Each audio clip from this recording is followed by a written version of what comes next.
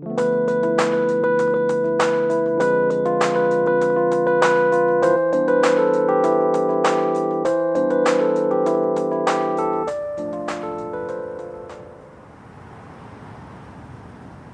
vent n'attend pas. Il peut être imprévisible. Quand il arrive, il faut être prêt. Quand il tourne et annonce un changement, porte avec lui de nouveaux projets et horizons, il faut être prêt. Empreint de nos origines, il traverse les générations. Lorsqu'il se lève, pour laisser passer la lumière, il faut être prêt. Car aujourd'hui, nos éléments fondateurs ne sont plus seulement physiques, mais digitaux. C'est pourquoi nous ne sommes plus seulement vos gardiens, mais aussi vos guides.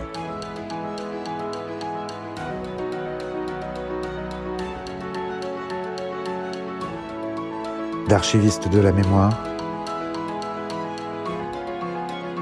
nous sommes devenus les concepteurs des solutions de demain. Nous ne sommes plus seulement papier, mais numérique. Comme vous, nous sommes prêts.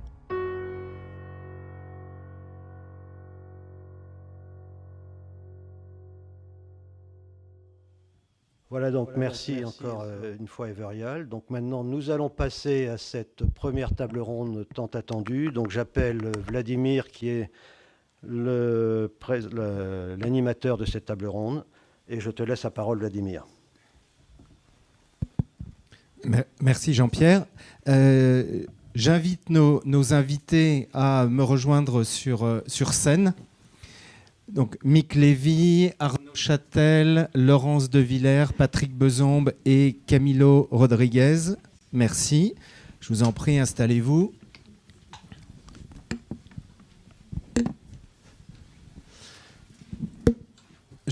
Merci beaucoup d'avoir accepté notre invitation. Je vous invite à faire un premier tour de table pour vous présenter rapidement. Bonjour à tous, je m'appelle Arnaud Châtel.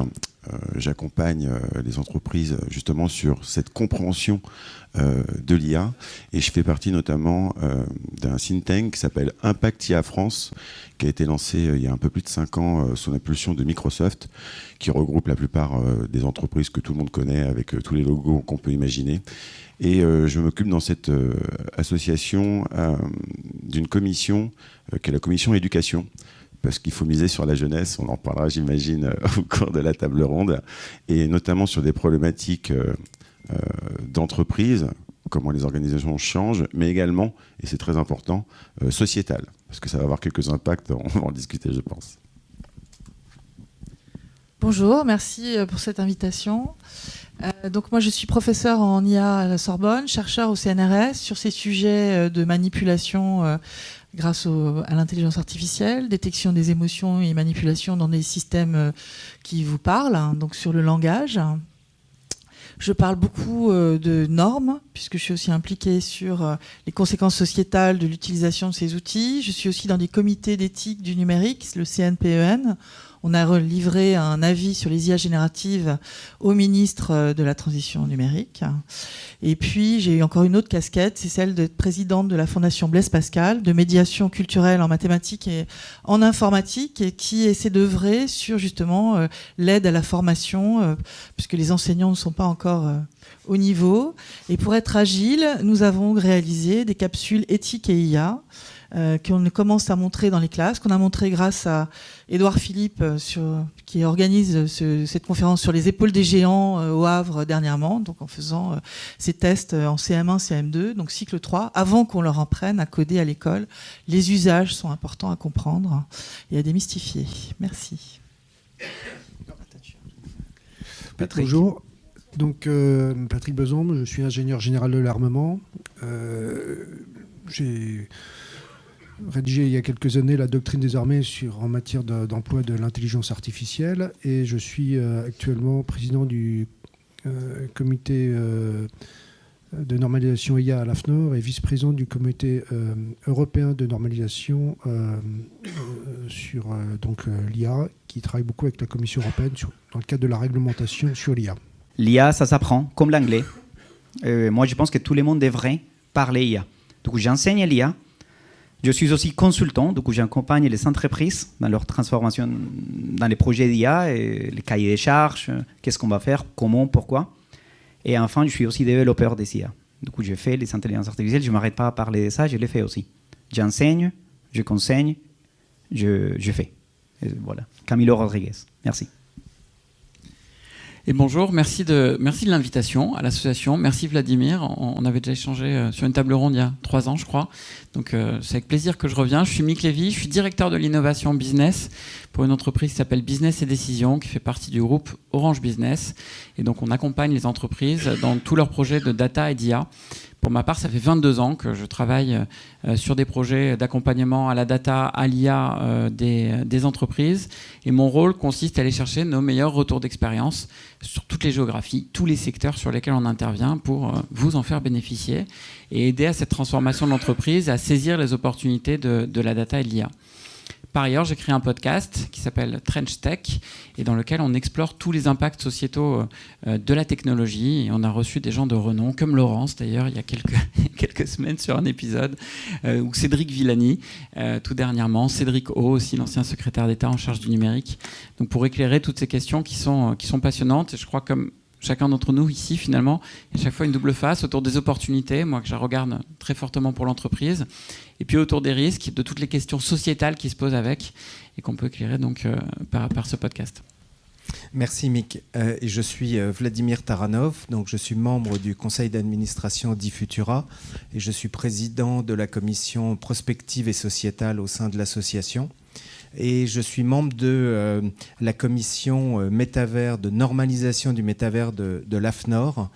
Et dans mes heures perdues, je suis responsable pédagogique du MBA spécialisé marketing digital et business. Et nous formons chaque année plus de 300 étudiants, étudiants jeunes en alternance pour la majorité, et des professionnels.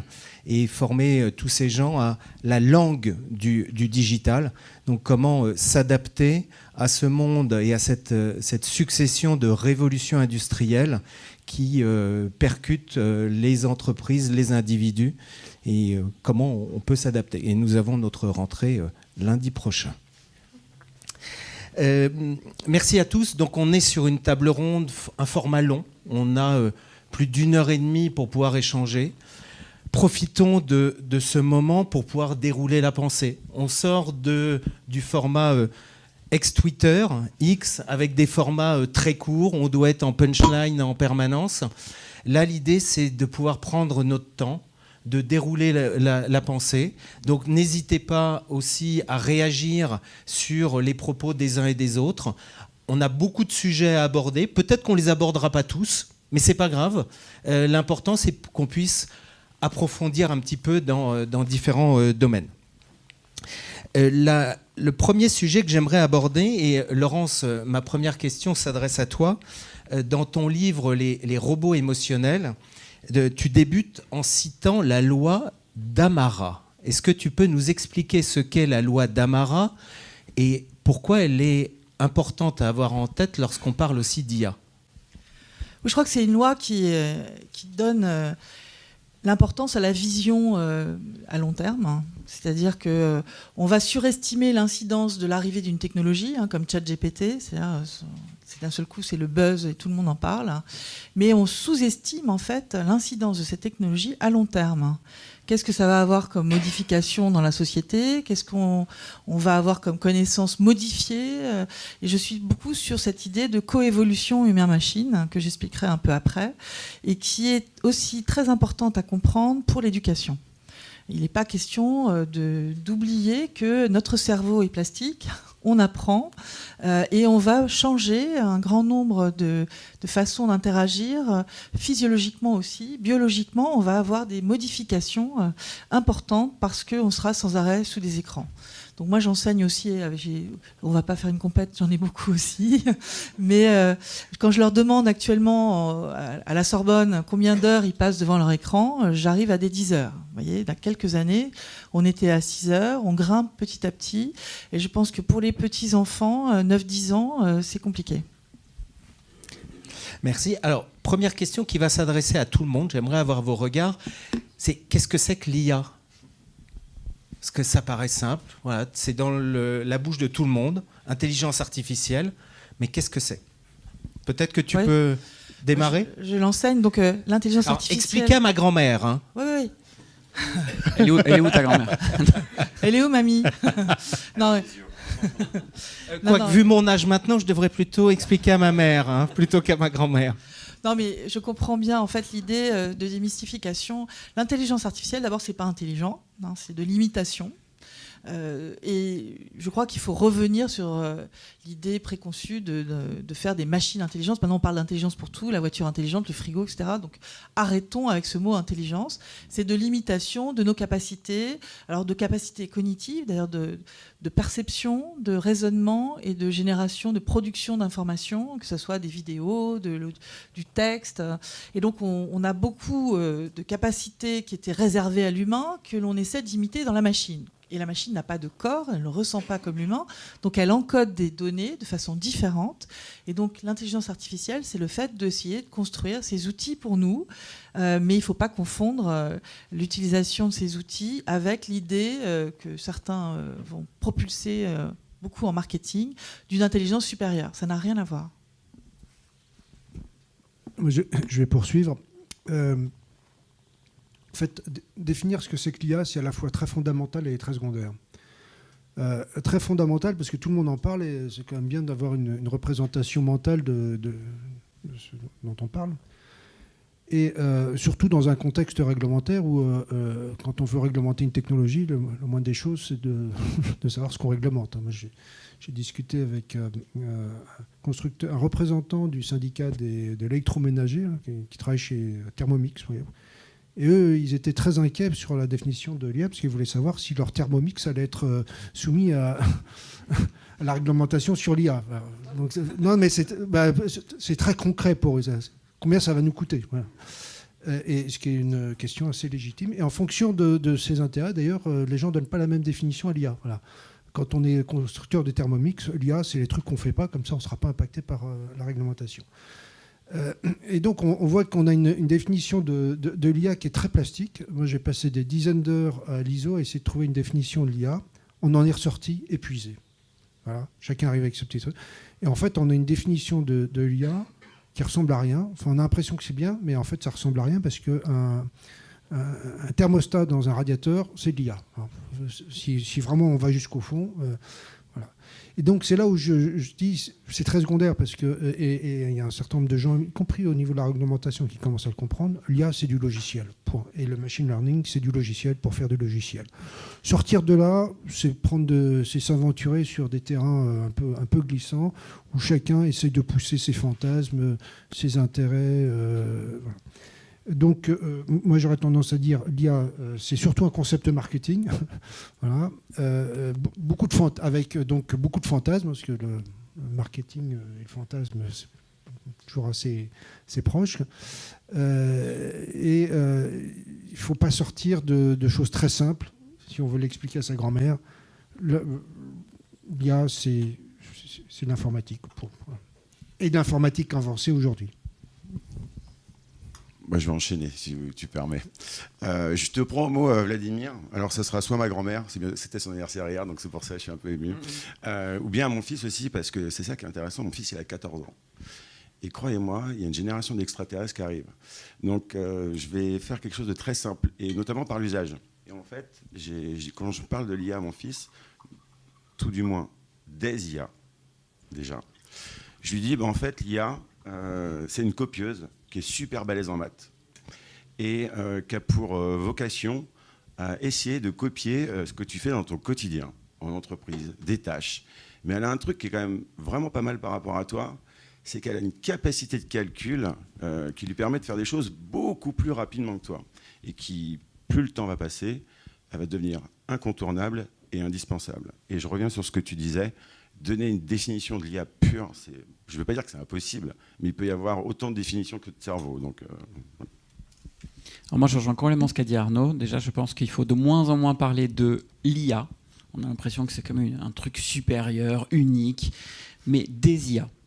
Parce qu'il y a autant d'applications, il y a autant de méthodologies, d'algorithmes pour pouvoir faire des applications d'intelligence artificielle que d'usage. Donc c'est déjà un point, je crois, assez important à ancrer. Dans les autres petites curiosités, moi j'aime bien écrire les IA avec un I minuscule, parce que finalement l'intelligence est très minuscule c'est par rapport à l'artificiel qui lui est très majuscule. Et le terme intelligence est effectivement mal choisi au départ. Et puis effectivement, il faut en revenir à du logiciel, il faut en revenir à du concret. L'IA, il y a un dicton des praticiens qui dit que l'IA sera jamais plus intelligente, et on le met bien entre guillemets dans les praticiens, que les données qu'on va lui fournir en apprentissage. Donc l'IA, ça commence à partir du moment où on met en place des logiciels dits de machine learning, d'apprentissage machine. Il y a plusieurs déclinaisons de ça, et dans lequel on va donc fournir au logiciel une énorme, enfin plus ou moins grosse suivant les applications, une énorme masse de données pour qu'elle arrive à trouver des corrélations statistiques dans ces données qui sont de plus en plus complexes, sur des données qui elles-mêmes sont de plus en plus larges, de plus en plus complexes, pour ensuite parvenir à prédire des choses majoritairement, arriver à générer des choses. La génération de texte avec ChatGPT ou d'images avec du Midjourney fonctionne comme ça. Et ça amène une foultitude d'applications qui nous semblent intelligente parce qu'elle est nourrie par ces données, mais qui en fait est effectivement une grande recopieuse. Pour vous donner des ordres de grandeur, quand dans une entreprise, on va travailler sur une intelligence artificielle pour prédire le chiffre d'affaires de points de vente, on l'a fait par exemple pour une grande enseigne qui a 1200 points de vente, on prend quelques dizaines de paramètres et on arrive à avoir une modélisation qui nous donne un résultat fiable à 96%. Pour chaque point de vente, sur les 1200 en France, on sait dire quel chiffre d'affaires il va faire pour le mois suivant et pour les 12 mois à venir en glissant à 96% de fiabilité. Et ça, c'est quelques dizaines de paramètres. Vous prenez un ChatGPT ou des grandes applications d'IA génératives qui ont fait le buzz, on passe dans des centaines de milliards, on passe dans des billions de paramètres. Donc vous voyez que là, le saut en termes de puissance est gigantesque et c'est ça qui nous semble impressionnant depuis quelques mois. Merci Mick. Alors, vous êtes un peu déçus. Vous venez tous en conférence sur l'IA et vous demandez, il y a 4 intervenants, 4 vous donnent des réponses différentes. On piétine un peu. Je commence mes cours avec cette question, c'est quoi l'IA? Et tout le monde, mais il n'y a personne qui se met d'accord sur ce que c'est que l'IA. Et après, je dis, Patrick, vous savez piétiner pendant beaucoup de temps à définir ce que c'est que l'IA. Je pose la question aux gens, c'est quoi l'intelligence? Alors pareil. Savoir compter, savoir parler. Chacun a sa définition d'intelligence. Vous savez demander à une personne va vous dire ça, autre va vous dire résoudre des problèmes, il y a une autre personne va vous dire autre chose. Et il n'y a pas une définition universellement acceptée de l'intelligence, pour tout simplement parce que c'est un concept abstrait. C'est comme si je vous demande de définir qu'est-ce que c'est Dieu, qu'est-ce que c'est que l'âme, qu'est-ce que c'est que l'amour. L'intelligence, c'est pareil. Du coup, je vous pose la question, si on ne se met pas d'accord sur ce que c'est que l'intelligence, comment est-ce qu'on peut se mettre d'accord sur ce que c'est que l'intelligence artificielle? Et c'est pour ça que vous venez dans une conférence et que 4-5 personnes vous donnent des réponses différentes. Personne n'a tort. Mais personne n'a les monopoles sur la vérité non plus. Du coup, vous allez piétiner, vous allez continuer à vous dire qu'est-ce que c'est qu'il y a. Vous allez sortir de cette table ronde toujours sans comprendre ce que c'est qu'il y a. Alors, attendez, c'est un peu négatif, là. Je pense que vous allez passer une bonne matinée avec nous, vous allez voir. on va faire monter la connaissance. J'ai envie de donner ma définition à moi. Je rejoins un peu Patrick. Pour moi, l'intelligence artificielle, c'est des logiciels qui imitent l'intelligence. Mais c'est quoi l'intelligence? Ça, c'est un concept abstrait. Mais c'est ma définition à moi, ça m'engage qu'à moi. Oui, enfin, ça commence à devenir un peu la définition de la Commission européenne qui dit l'IA, c'est du logiciel. Voilà. Alors, contrairement à ce que tu as dit tout à l'heure, c'est pas forcément de l'apprentissage machine. L'IA, et ça, par contre, on est tous d'accord, les systèmes experts, c'est pas issu du langage de l'apprentissage machine. Voilà. Donc, l'IA, c'est beaucoup de choses et c'est du logiciel finalement. Et honnêtement, sortir de là. C'est quoi l'apprentissage machine? On rend des données. C'est la machine qui fait du logiciel. L'apprentissage machine, c'est ce que j'ai décrit. Donc, tu prends plein de données et la machine apprend je le mets entre guillemets là encore, de ces données pour créer des corrélations et reproduire des choses. Mais il y a eu des systèmes avant, et le terme IA date de 1956 d'ailleurs, hein, il faut l'avoir en tête, ça date pas d'hier, qu'on appelait donc des system experts. C'était des experts humains qui définissaient des règles et dans des espèces d'arbres de décision, mais qui étaient fixés du coup, et qui permettaient à la machine d'automatiser un certain nombre de tâches.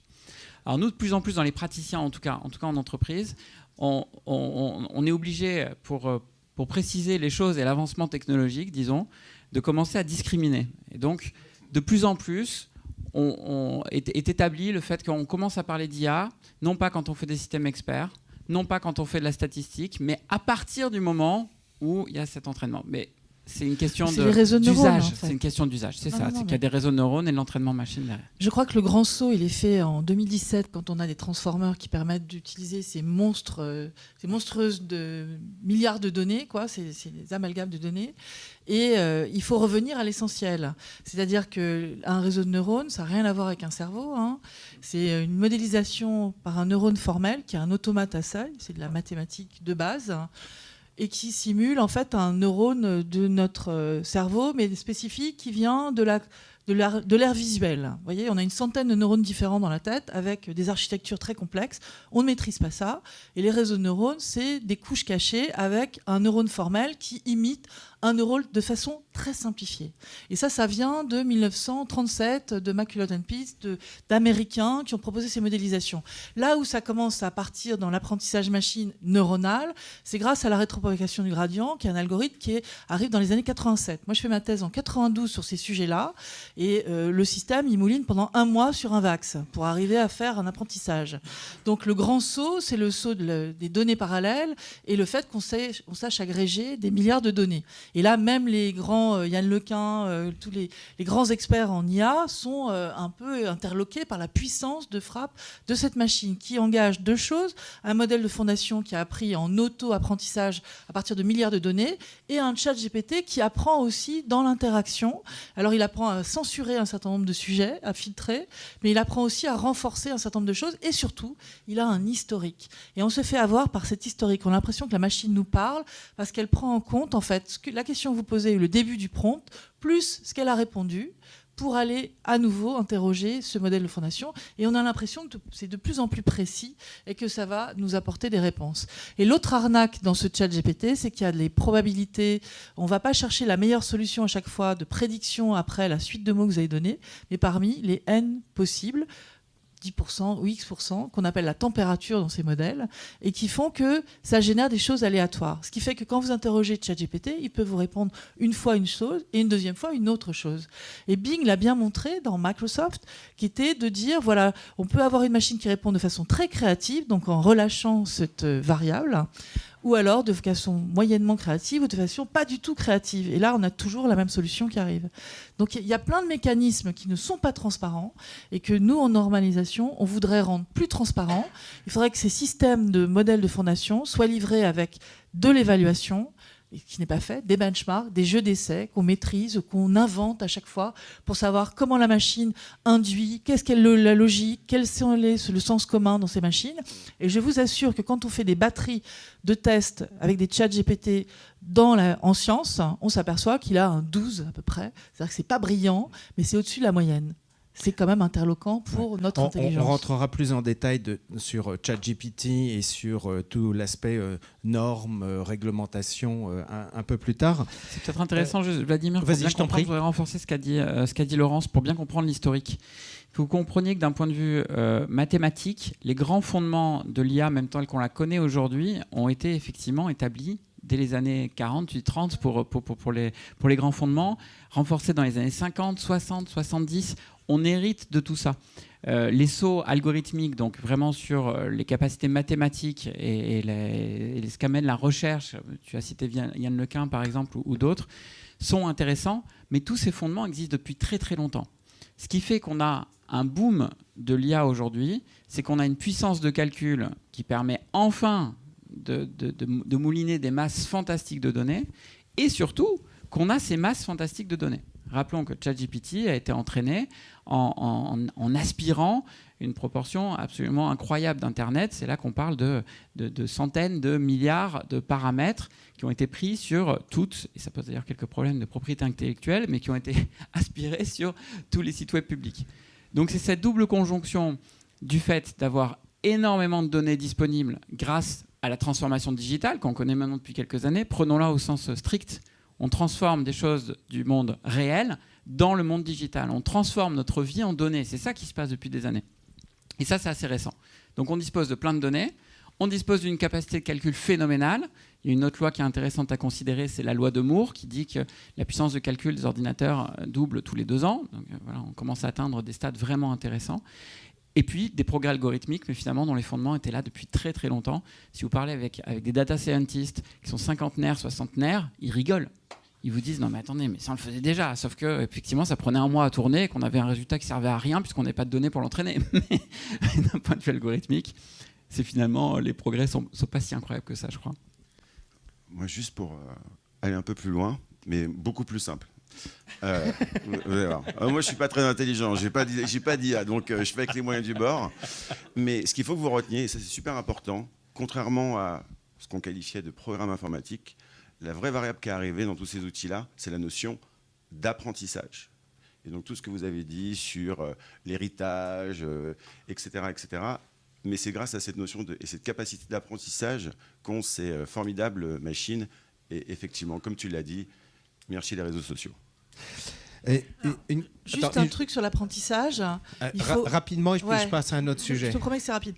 L'apprentissage machine, c'est un apprentissage qui n'a rien à voir avec l'apprentissage d'un enfant. Oui. Nous, on apprend avec notre corps, avec notre histoire. La machine, elle apprend différemment. Donc, elle ne voit pas la même chose que nous. Elle n'entend pas la même chose que nous. Bon, mon oreille interne n'entend pas les infrasons, l'ultrason. La machine l'entend.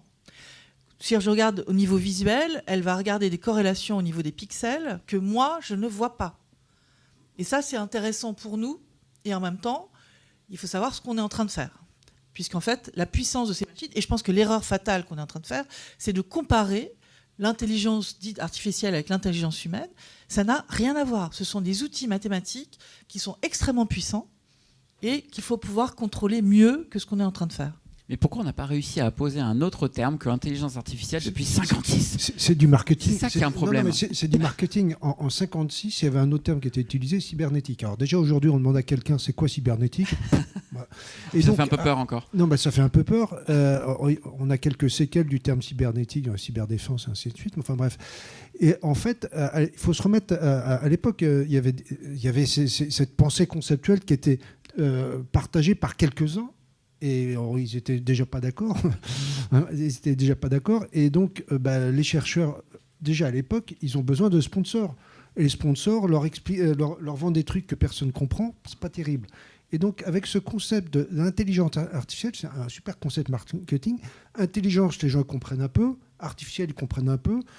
Intelligence artificielle, on a une petite idée qui n'est pas bonne, mais peu importe, on a une petite idée. Et donc, subitement, ça amène des financements. Et l'inventeur du concept d'intelligence artificielle a reconnu quelques années après qu'il n'était pas très fier de ce concept, mais qu'en fait, finalement, c'était vendeur, parce qu'avant, il avait écrit un livre sur les systèmes d'automates.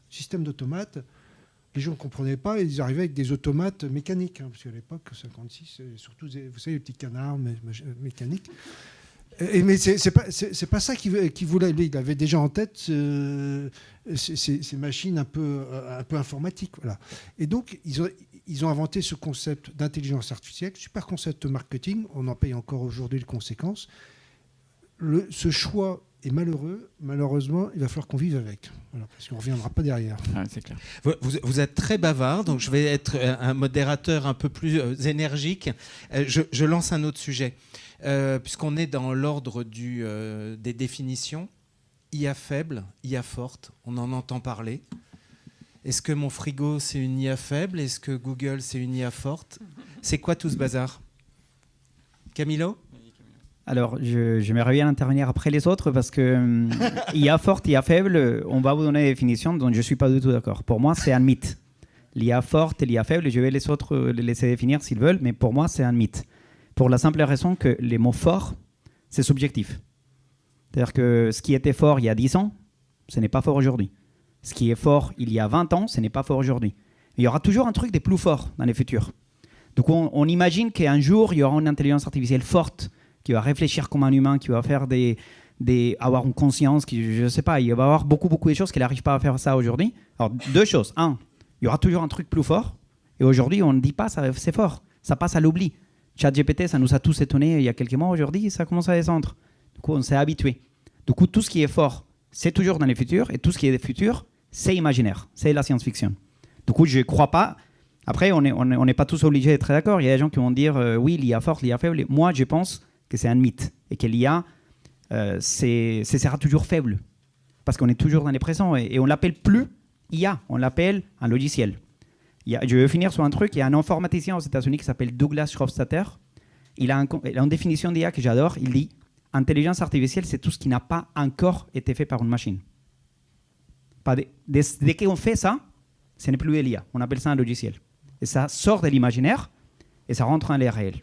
Du coup, pour moi, il y aura toujours une IA forte. Et on ne va jamais l'attendre. Voilà. Oui, enfin, l'IA forte, c'est surtout un concept pour alimenter les fantasmes. Enfin, donc, c'est uniquement Terminator et la science-fiction. Oui, c'est ça, ça alimente le marketing et le fantasme. Il y aura de l'IA fort, il faut investir. Donc, voilà. Donc, je pense que ça fait partie des choses qui ne sont pas très positives dans notre culture un peu scientifique. Et par rapport au test de Turing, le test de Turing, il était assez flou, si on regarde bien. Il y a eu d'autres tests derrière, un peu plus compliqués, sur la créativité, etc. Mais pour revenir sur l'IA forte et l'IA faible, il faut quand même se rendre compte que les grands géants du numérique, OpenAI par exemple, si vous allez regarder sur son site, il dit qu'il va faire ça. C'est sa vision du monde. La vision, c'est de faire l'IA générale dans une machine. Donc, moi, je pense qu'on manipule la science-fiction allègrement un peu partout et il faut faire très attention. Si les experts américains nous vendent cela, c'est avec une raison de nous faire oublier la raison, justement. Donc il faut faire très attention. Dès qu'on va dans ce terrain un peu transhumaniste qui nous emmène sur des fausses idées, je suis d'accord que c'est des mythes, eh bien on a tendance à avoir peur et du coup à ne pas réfléchir à ce qui arrive aujourd'hui. Et aujourd'hui, on est dans de l'IA faible qui manipule tout le monde si on ne fait pas attention. Donc c'est pas cette idée d'IA forte, c'est un espèce de drapeau qu'on nous balance pour nous obliger, enfin plutôt pour éviter qu'on réfléchisse au quotidien sur ce qu'on a maintenant. Donc l'IA faible et l'IA forte, c'est dramatiquement encore une histoire de manipulation. Donc on est sur une IA qui a certains potentiels aujourd'hui. L'apprentissage machine, c'est pas du logiciel. Alors ça, je suis pas du tout d'accord avec vous parce qu'on encapsule des données dedans. Les modèles de fondation qu'on a maintenant, que toutes les entreprises vont utiliser sur étagère pour les adapter à leurs données, ont dans leur cœur 80% d'anglais, ce qui est une sorte de manipulation quand même, dont on ne connaît pas l'incidence sur l'aspect culturel, sur l'aspect des opinions et des idées intrinsèquement encodées dans ces modèles de fondation.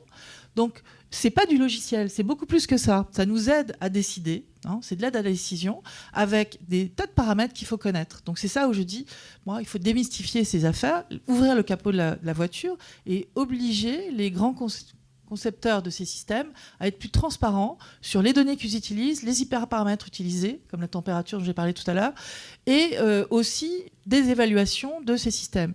Puisqu'on parle de boîte noire et que dès qu'on a un réseau de neurones, on est incapable d'aller chercher ce qui a été pris en compte par la machine. D'autant plus qu'elle a cette perception inhumaine de tout ce qui est autour. Et elle n'est pas située. Donc Yann Lequin dit on plafonne avec les IA génératives, on n'ira pas beaucoup plus loin. Même si on a été surpris par ce qu'elle savait faire, on n'ira pas beaucoup plus loin. Et maintenant, lui propose autre chose avec une gestion des émotions, dont je reparlerai tout à l'heure. Bon, moi, Vladimir, parce que je t'aime bien, je vais essayer de te répondre à ta question, quand même. Mais non, c'est pas ça. Non, mais bien sûr que non. Bien sûr que non. Mais je rejoins sur ce que vous dites. Mais moi, ce que je dis à mes étudiants, quand je donne des cours, si on met en avant cette notion de IA faible, IA forte. En gros, l'IA faible, c'est ce que vous avez aujourd'hui, tout simplement. L'IA forte, dans le fantasme, ça serait une IA qui serait totalement autonome, sans aucune intervention humaine. Et là, on revient sur le fantasme de la science-fiction, Terminator, etc. Ils sont déjà autonomes. Non, sans aucune intervention humaine. À un moment, vous mettez bien les mains dedans. Non, j'ai pu mettre les mains à un moment donné et après, elle apprend au fur et à mesure. C'est exactement. On a une taille de Microsoft, hein, Microsoft, mais c'est bien. ça, je vous rejoins. C'est pour ça, à un moment, vous avez mis les mains dedans. Mais la différence, c'est qu'il n'y aurait aucune... Oui, mais bien sûr, bien sûr, bien sûr. Bon, voilà ce que je vous propose en termes de définition. Vladimir Poutine disait « Celui qui maîtrisera l'IA maîtrisera le monde ». Alors, en dehors de mon frigo ou de mon moteur de recherche, il n'y a pas une dimension géopolitique qu'on entend peu parler en Europe, mais peut-être parce qu'on ne maîtrise pas suffisamment les choses, je ne sais pas. Quelle est la dimension géopolitique de l'IA ? Politique et géostratégique. C'est un sujet énorme. Donc, Laurence a commencé d'ailleurs à l'ouvrir en rappelant qu'un GPT était entraîné avec 80% de données en anglais. On dit souvent que l'IA est neutre. Et c'est totalement faux. Certes, avec l'IA, on va pouvoir faire des choses bonnes et des choses moins bonnes, quand c'est des cyberattaquants qui vont l'utiliser, par exemple. Mais l'IA véhicule des idées. Les IA qui sont développées véhiculent des idées par les éléments avec lesquels elles ont été entraînées, d'une part, et parce qu'ont voulu mettre leurs concepteurs dedans, d'autre part. Donc, si on utilise une IA comme GPT, effectivement, déjà, c'est 80% de données anglaises.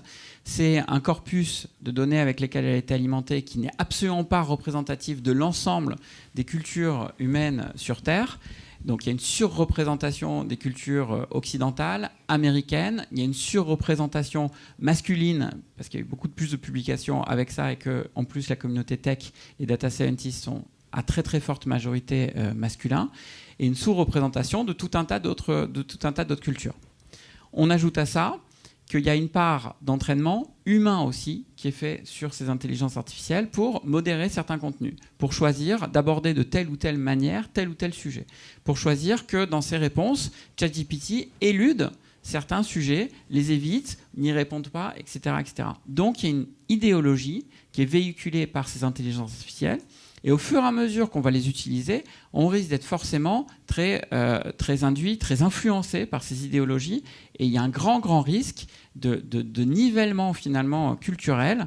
Certains parlent même de McDonaldisation de la pensée avec ChatGPT, qui pourrait arriver de façon indue sans même qu'on s'en rende compte au fur et à mesure qu'on les utilise. Donc l'enjeu du coup politique et culturel est effectivement gigantesque et je crois que cette phrase de Vladimir Poutine qui est très connue, c'est bien dans ce sens-là qu'il faut l'entendre. C'est une guerre culturelle qui se joue géopolitiquement. Oui. Patrick ? Oui, effectivement, c'est la maîtrise des narratifs. En langage militaire, ça s'appelle la guerre de l'information. Donc on véhicule les messages et ça peut être très insidieux. Enfin, il y a des choses qui ressortent plus que d'autres. Puis subitement, on modifie la pensée collective. Donc effectivement, il y a cette dimension. Mais l'IA, c'est aussi économique, une force économique. Enfin, une société qui maîtrise l'IA, finalement, elle va maîtriser les narratifs de tout le monde. Elle va maîtriser aussi les chaînes de production, de valeur, et ainsi de suite. Donc, effectivement, ne pas être assimiler l'IA dans une société, c'est prendre un risque politique, économique, sociétal, et ainsi de suite. Mais il faut le maîtriser, il ne faut pas le subir. Alors Patrick a raison, j'ai un chiffre sur le volet économique qui m'a défrisé, et je vous jure qu'il faut y aller pour me défriser. Étude de McKinsey. Alors McKinsey, il faut en profiter quand ils font des études, parce que vu qu'ils nous coûtent quand même très très cher à tous, autant en profiter. Hein. Donc étude de McKinsey de juin de cette année, qui montre que l'IA va générer à l'échelle mondiale et par an entre 17 à 25 billions de dollars de valeur. Sachant que le PIB mondial en 2022 était de 101 billions de dollars, donc je fais un tout petit raccourci, ça va nous faire jusqu'à 25% de PIB créé en termes de valeur par l'IA chaque année, jusqu'à 25%. Donc d'un point de vue économique, on peut discuter de la véracité de ces chiffres, mais quand même beaucoup d'analyses s'y accordent. J'ai lu des analyses de Gartner, d'Accenture et autres, on tombe souvent dans ces éléments-là.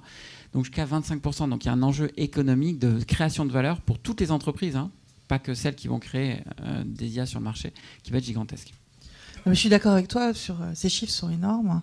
Et par contre, on ne voit pas arriver la conscience sociétale, parce qu'on va remplacer des humains par des machines, on va faire des économies, on a un pouvoir énorme peut-être de construction de tas de choses, mais on n'a aucune réflexion sur la revalorisation des gens qui vont être éliminés. Rappelez-vous, il y a une société, il n'y a pas longtemps, qui a débauché la moitié de son staff. C'est une société qui était américaine, avec une filiale à Paris. Et c'est des gens qui faisaient de la veille des médias pour l'armée, notamment, ou pour des grands groupes. Donc je ne sais pas, on a changé pour des IA qui coûtent moins cher, qui sont corvéables à merci 24/24. C'est très bien, 7 sur 7, mais avec quel taux de réussite, avec quelle vérification, je ne sais pas, et en tout cas sans plan pour les gens qui sont remplacés. Donc c'est complètement inique de penser exclusivement au pouvoir profit que vont engendrer ces objets. C'est ce que font les Américains, c'est ce que font les Chinois autrement avec une supervision de l'État.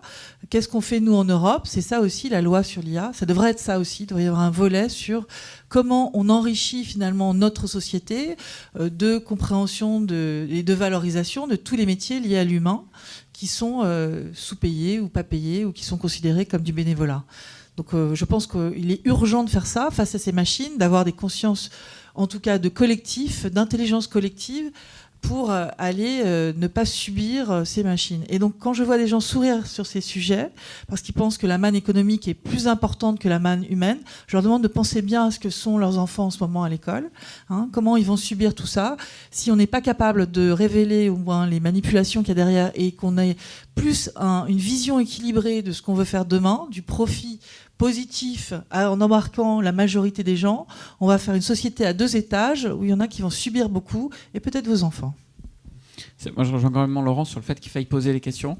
Juste l'impact sur l'emploi me semble pas du tout si évident. Et d'ailleurs, je crois que c'est un peu le thème de la table ronde. Non, c'est le grand remplacement de l'humain. Vous avez trouvé une formulation autour de ça. C'est pas si évident. Le cas que tu as cité, effectivement, est le plus fort. C'était beaucoup plus que la moitié. Je crois qu'ils sont allés aux 2/3 ou aux 3/4 des effectifs. Voilà, c'est ça. Bon, c'était la moitié, ok. Bref, c'était vraiment notable. Néanmoins, il n'est pas du tout dit qu'on va assister à un espèce de grand remplacement et qu'il va y avoir énormément de chômage généré par l'IA. Les études ne sont absolument pas d'accord les unes avec les autres, pour le coup, sur cette histoire-là. Depuis une étude de Goldman Sachs qui a mis vraiment le feu aux poudres en disant qu'il y avait des millions d'emplois, des centaines de millions d'emplois à l'échelle mondiale qui allaient être impactés, jusqu'à des études qui sont beaucoup plus optimistes, disant même qu'au global, la balance va être positive parce que ça va créer des nouveaux emplois, parce qu'il va y avoir des nouveaux besoins, parce que ça va générer des nouveaux usages qui vont être eux-mêmes source de nouveaux services, de nouveaux business, de nouveaux emplois. Donc, à mon avis, c'est pas. Il va y avoir un chiffre énorme. Ça ne nous empêche pas de réfléchir. Alors ça, je te rejoins totalement. Il faut réfléchir parce que dans tous les cas, le chiffre va être énorme. L'impact sur les emplois va être énorme. Au sens, on va changer d'activité, on va changer de manière de travailler, on va avoir de nouveaux outils et il faut s'en saisir. Et c'est pas simple. Et ça peut amener des impacts qu'il faut vraiment réfléchir pour nos enfants, c'est certain. Et ces de là à dire attention, ça va actuelles. créer beaucoup de chômage. Il y a un pas qui, je crois, il faut encore être prudent là-dessus parce que c'est pas dit. On parlera des usages plus concret un petit peu plus tard. Une question rapide sur les acteurs, parce qu'on parle de l'IA, on voit que c'est politique, géopolitique, mais aujourd'hui, qui sont les acteurs de l'IA qui, d'une certaine manière, détiennent ce pouvoir-là et décident de l'orientation? Camilo. Alors malheureusement, c'est les GAFAM. Et ça, c'est la réponse, c'est très clair. C'est Google, c'est Amazon, c'est Microsoft, c'est IBM, c'est Facebook. C'est ceux gars-là qui tiennent les clés. Qui tiennent les clés de progrès. Donc des entreprises privées. Et américaines. Et chinoises. Et chinoises. Oui, j'oublie. Ouais, parce que les Chinois, c'est aussi les... Tu as le pan des BATX aussi. Et pour répondre, c'est ceux qui possèdent la data, en fait. Et alors, moi, je ne sais pas pourquoi en Europe, on est tellement à l'arrière de l'innovation technologique. Je pense que c'est une question de culture, mais aussi une question de réglementation. C'est-à-dire que là où ChatGPT, pour les nourrir, pour les construire, ils sont scrappés la totalité d'Internet. En France, on a envie de faire un événement pour demander les mails des personnes. On a envie de les faire signer des formulaires et RGPD, je ne sais plus quoi. Ben, les Américains ne s'attendent pas à ça. Ils y vont. Il y a une culture de c'est mieux demander pardon que demander s'il vous plaît. Du coup, en fait, les Américains, ils sont dans cette culture de la tech, on y va, au bourrin. Et après, vous posez la question à ChatGPT, est-ce que je peux scraper un site? Ils disent ah non, il ne faut pas. Du coup, après, je ne sais pas, mais c'est vraiment les clés de la technologie, les clés de l'IA, les clés, c'est les GAFAM, c'est des sociétés privées américaines qui les sont. Alors, et chinois. Si on veut rêver un peu en Europe pour pouvoir réagir, il faudrait qu'on fasse quoi? Parce que nous, on n'a ni les BATX chinois, ni les GAFAM. Alors, la blague, c'est qu'on dit, nous, on a le RGPD, mais en dehors de ce trait d'humour malheureux, qu'est-ce qu'il faudrait faire en Europe? Il faut construire des écosystèmes sur les industries. On a, par exemple, des données de santé que personne n'a. On a des pépites, en fait, en économie, dans les entreprises. Il faut les mutualiser sur des verticales et arriver à faire une force et des LLM plus petits, raisonnablement, avec l'expertise qu'on a, transparents, qui fassent qu'on ait confiance et qui soient très affûtés. Je pense qu'on va gagner là-dessus. On peut gagner. Maintenant, il faut une énergie et une compréhension de tous. C'est-à-dire qu'il faut arrêter de dire stop aux réglementations. Attendez, si demain on utilise mes systèmes de détection des émotions dans le travail, vous allez voir comment les employés vont réagir ici. Ils vont être tous dans la rue. Donc on n'a peut-être pas les mêmes garanties sociales en Chine ou aux États-Unis. On est bien d'accord. Mais est-ce que c'est pour autant négatif? Non. Donc on a besoin de cette loi sur l'IA, on a besoin de normes et on a besoin de réflexion éthique et d'agilité pour construire des systèmes vraiment et qui ait cette ambition du gouvernement aussi qui aide, cette vision qui aide. Or je l'entends Start-up Nation, mais je l'entends pas énorme ambition pour les grands groupes. Et ça, c'est vraiment fondamental. Et donc, arrêtons effectivement, par contre, l'administration est d'une lourdeur de partout qui est insupportable. Ce nombre de comités à n'en plus finir est insupportable. Donc, il faut y aller sur des grandes idées, mais avec une ambition qui manque terriblement, je trouve. Les Start-up Nations sont finalement rachetées par les Chinois et les Américains après. Nos pépites et nos licornes. Moi, je voudrais revenir parce qu'on entend régulièrement cette petite musique, la réglementation tue l'innovation, blablabla, la normalisation tue l'innovation. Je ne vous cache pas que je trouve que c'est inquiétant parce que ces messages, il faut savoir par qui ils sont véhiculés. Par ceux qui ne veulent pas de réglementation et de normalisation. Et c'est quoi le résultat? C'est un vrai Far West. Et dans ce vrai Far West, nos startups, elles ne rêvent que d'une chose, c'est de se faire racheter très chèrement par les gros. Faut quand même être honnête. Alors après ça, on fantasme sur le modèle américain de l'innovation, super.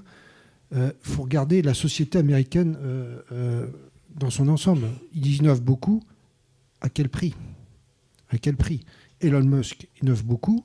Il fait des choses super. Quand on regarde ce qui se passe sur X, on aurait peut-être envie qu'il innove un peu moins sur son rapport à l'information. Donc l'IA, en fait, nous interroge sur notre projet de société. Qu'est-ce qu'on veut demain? Quelle est la place de l'homme là-dedans? Est-ce qu'on veut l'homme au centre ou l'innovation au centre, c'est-à-dire le marché au centre? Moi, j'ai tendance à penser, vie personnelle, que la société elle doit servir l'homme et pas l'innovation et le marché. Voilà. Il ne faut pas mettre la charrue dans les bœufs. Et donc ça, c'est quand même un petit peu au cœur des débats. Alors après ça, on peut avoir un débat sur quelle réglementation. Il faudrait peut-être qu'on ait une réglementation plus agile. Alors ça, c'est presque un autre débat, mais enfin bref. Une normalisation plus intelligente et ainsi de suite. Ça, c'est un vrai débat. Mais cette petite musique, dire on n'a pas de gros parce qu'il y a une réglementation, elle est un peu dangereuse. Moi, je voudrais revenir sur le sujet de la compétitivité finalement européenne, qui était ta question aussi initiale, et porter peut-être un message d'espoir. Enfin, vous allez voir. Je crois que le gros problème, il n'est pas est-ce que la réglementation étouffe l'innovation ou pas. C'est une manière de détourner le débat. Moi, je vous rejoins complètement. J'y crois pas une seconde. Il est sur le budget. Il est sur l'argent. Point barre. Ou est-ce qu'on choisit chaque État ou chaque groupe d'États, si on considère l'Europe, parce que c'est à cette maille que ça se joue, de mettre de l'argent. Et en Europe, on ne choisit pas de mettre de l'argent sur la tech. On n'a pas encore compris que la technologie avait un impact au moins économique, si on considère que sur la sphère de l'argent, encore une fois, majeur. Quand les Américains l'ont très bien compris, quand les Chinois l'ont très bien compris. Et donc, vous regardez, j'ai vu une intervention de Jean-Noël Barrot, le ministre chargé du numérique, le ministre délégué au numérique, il y a 2 semaines, qui était hyper content qu'une start-up de l'IA en France qui s'appelle Mistral AI, je vais vous en reparler, ait levé 200 millions d'euros. Waouh! Nul. Dingue! Alors c'est génial, il faut rester positif, c'est génial pour l'Europe, c'est génial pour la France, c'est génial pour Mistral. Mais on parle de milliards et de milliards de milliards. Il faut regarder les écarts entre les budgets R&D qui sont mis dans des grandes sociétés aux États-Unis, Amazon en premier lieu, mais aussi Microsoft, OpenAI et compagnie, par rapport aux centaines de millions dont on se dit cocorico, on a une entreprise qui a levé 200 millions d'un coup. C'est invraisemblable à quel point on n'est pas au niveau de politique il est sur là, ces sujets. Point barre. Il n'est pas sur le fait qu'on régule trop, sur le fait qu'on ne sache pas innover, qu'on n'ait pas une recherche externe. Mais pas du tout. C'est l'argent. Point barre. Et là-dessus, il faut quand même avoir... Je vous ai promis une note d'espoir. Donc il faut quand même que j'aille au bout de la note d'espoir. La note d'espoir, elle est amenée par une belle histoire qui se passe justement autour de Mistral AI. En plein boom de ChatGPT, etc., Google était complètement à la ramasse. D'ailleurs, vous voyez que Google essaye encore de rattraper son retard avec un modèle qui s'appelle Bard et il court derrière ChatGPT, mais pour l'instant avec un succès très, très, très, très mitigé. Il y a un papier qui fuite de Google. Alors, il paraît que finalement, c'était un fake, c'était pas vraiment fait par Google, mais c'est pas grave, c'est intéressant. Et dans lequel Google dirait, visiblement à haut niveau, que la course à l'IA, c'est pas OpenAI qui est vraiment devant Google, c'est pas eux le principal concurrent. Le principal concurrent, c'est l'open source. Et qu'est-ce qui s'était passé? À peine quelques semaines avant, il y avait une autre fuite d'un algorithme de chez Meta, Facebook, qui s'appelle Llama, et qu'entre-temps, Facebook a mis en open source. Donc Llama est un modèle concurrent de celui qui est utilisé par ChatGPT, qui s'appelle GPT, et qui a été mis en open source. Et à partir de cet open source, ça va pouvoir être repris par une communauté extrêmement large de développeurs à travers le monde pour développer des modèles plus spécialisés, pour amener des IA avec une autre vision du monde. C'est ce que fait Mistral AI. Donc Mistral AI, donc start-up française qui a levé 200 millions d'euros, wouhou, cocorico, il y a à peine quelques semaines, ont récupéré ce modèle Llama mis en open source par Facebook, l'ont surentraîné, ils sont repartis de cette souche, mais ils ont complété son entraînement avec un corpus de textes principalement français pour commencer à changer cette vision du monde qu'on va pouvoir avoir. Et eux-mêmes ont en plus remis en open source, donc utilisable librement par les entreprises, leur propre modèle Mistral, qui est donc à consonance beaucoup plus française. Donc peut-être qu'on va arriver à hacker le système, non pas avec plus de financement, parce que manifestement ils ne viendront pas, mais avec une vision un peu différente de l'histoire pour amener des pions européens. Ah, vas-y, après juste un mot par rapport à ça, parce que c'est vraiment moi, c'est un sujet qui me passionne, quoi. Comment ça se fait que l'Europe, et alors ça c'est mon côté franchouillard, et la France, où on a toujours été au top de l'innovation, de la création, il ne se passe plus rien. Alors j'ai une piste de réflexion pour les côtoyer de temps en temps. Je pense quand même qu'on a des représentants qui sont très technophobes. Et ça n'aide pas à l'assimilation de la culture, de l'innovation, de la tech, de l'IA. Ça, c'est le premier point.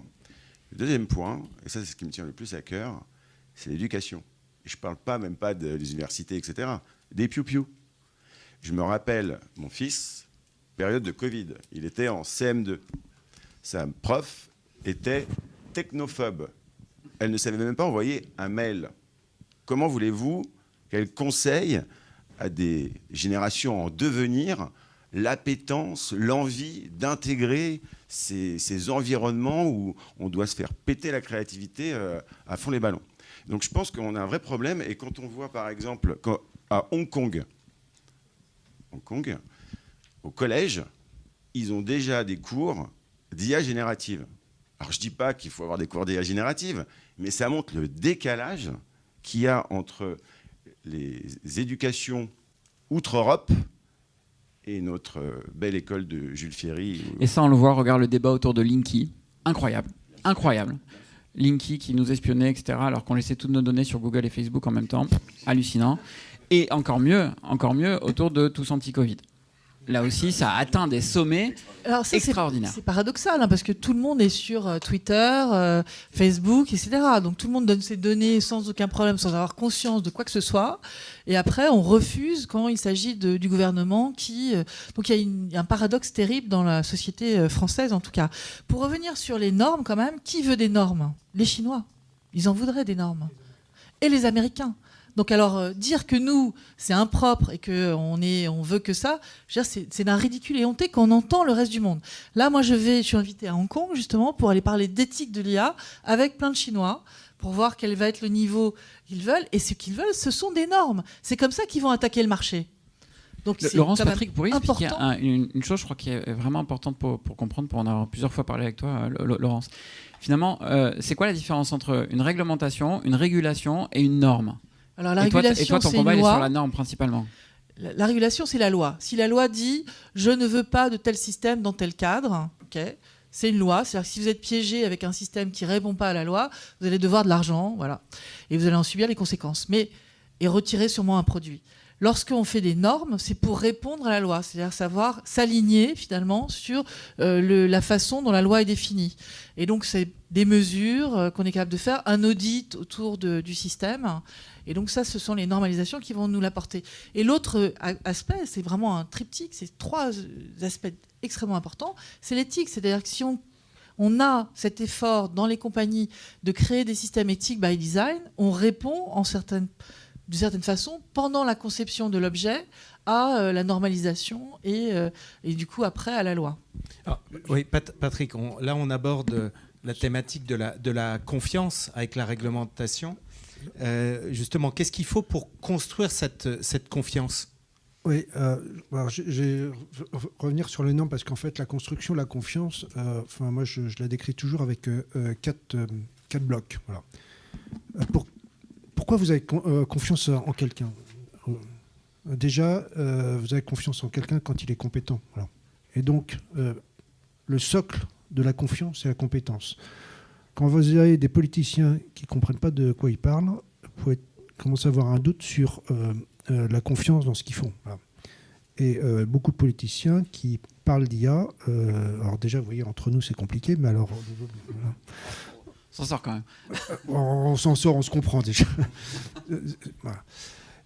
Et donc, la réglementation de l'IA par des gens qui ne comprennent pas bien ce qu'est l'IA, c'est vrai que c'est un petit peu acrobatique. Et donc, ces gens qui n'ont pas forcément toutes les compétences ont tendance à faire l'objet de lobbying. Voilà. Lobbying qui n'est jamais philanthropique. Enfin, d'accord. Donc, bon, construction de la confiance. Il faut un socle de compétences. Et pourquoi on a confiance en quelqu'un? On a confiance parce qu'il y a des règles. Voilà. Et ces règles, elles sont de 3 natures. Il y a des règles, la loi, obligatoire, le règlement, donc en espérant qu'elles sont bien faites. Voilà, on croise les doigts. Et puis, il y a aussi des règles un peu volontaires. Et là, on arrive dans le monde normatif, c'est-à-dire que... par exemple, et il y a des liens entre les règles, le hard law, enfin, la règle dure, enfin, la loi, et puis les normes, parce que par exemple, quand l'IA dit on veut de l'IA robuste, voilà, c'est la norme qui va dire ce que c'est que la robustesse. Voilà, parce que le politicien, parlementaire, robuste, il croit comprendre ce que c'est, mais la description fine de ce que c'est et comment on le démontre, ça va être dans la norme. Voilà. Donc il y a un lien entre la hard law et la soft law. Et donc il y a beaucoup de gens qui passent beaucoup de temps dans la hard law, dans la réglementation, et pas du tout dans la soft law, la norme, alors que c'est le décret d'application de la loi. Hein. Et donc ce lien entre les deux, il est très très mal compris. Et dans ce soft law, il se passe plein de choses. C'est aussi des définitions. Par exemple, dans les actes, on va voir human oversight. On veut une supervision humaine. Super. Si on ne dit pas ce que c'est que la supervision humaine dans le détail, on risque d'avoir tout et son contraire. Et donc, une perte de confiance. Voilà. Donc, il faut la loi, des normes. Et puis, il y a le dernier volet qui est la norme sociétale, c'est-à-dire les attentes sociétales, les principes. Voilà. Et donc, pour construire la confiance, eh bien, il faut ces quatre piliers, enfin respecter ces 4 piliers. Hein. Enfin, un socle qui est des compétences qu'il faut construire collectivement. Il faut des réglementations, un cadre réglementaire, un cadre normatif et un cadre éthique. Et quand on a ces 4 brique, on peut commencer à parler de confiance. Okay. Laurence, tu évoquais tout à l'heure les données de santé. Mick, tu nous expliquais que l'IA sans données, ça ne vaut pas grand-chose. Alors, les membres de l'association eFutura, ils sont tous assis sur un tas d'or, puisque ce sont les acteurs justement de la donnée. Si on regarde de manière concrète, en fait, comment on traite ces données, comment on la transforme en or de manière pragmatique. Alors je te confirme que là, il faut les sortir du frigo, effectivement. Là, dans la salle, vous allez pouvoir prendre une revanche phénoménale.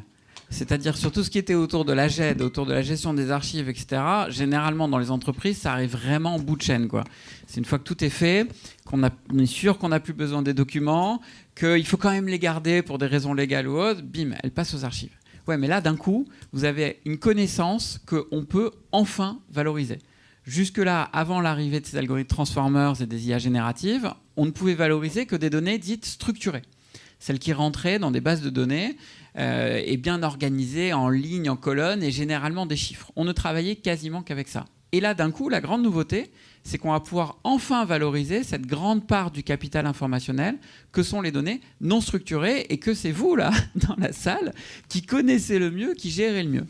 Et vous allez avoir un rôle certainement hyper important pour venir alimenter en données non structurées ces IA pour permettre de créer des applications vraiment dédiées à chaque entreprise.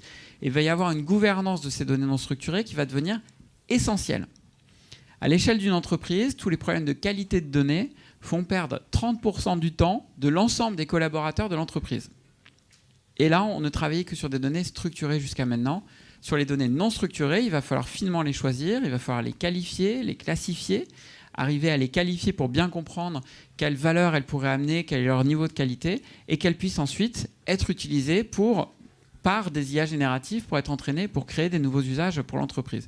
Donc effectivement, vous êtes assis sur un tas d'or et vous allez certainement avoir un rôle beaucoup plus fort dans la gouvernance de ces informations dans les années à venir, parce qu'elles vont être réutilisées de manière très opérationnelle par des IA.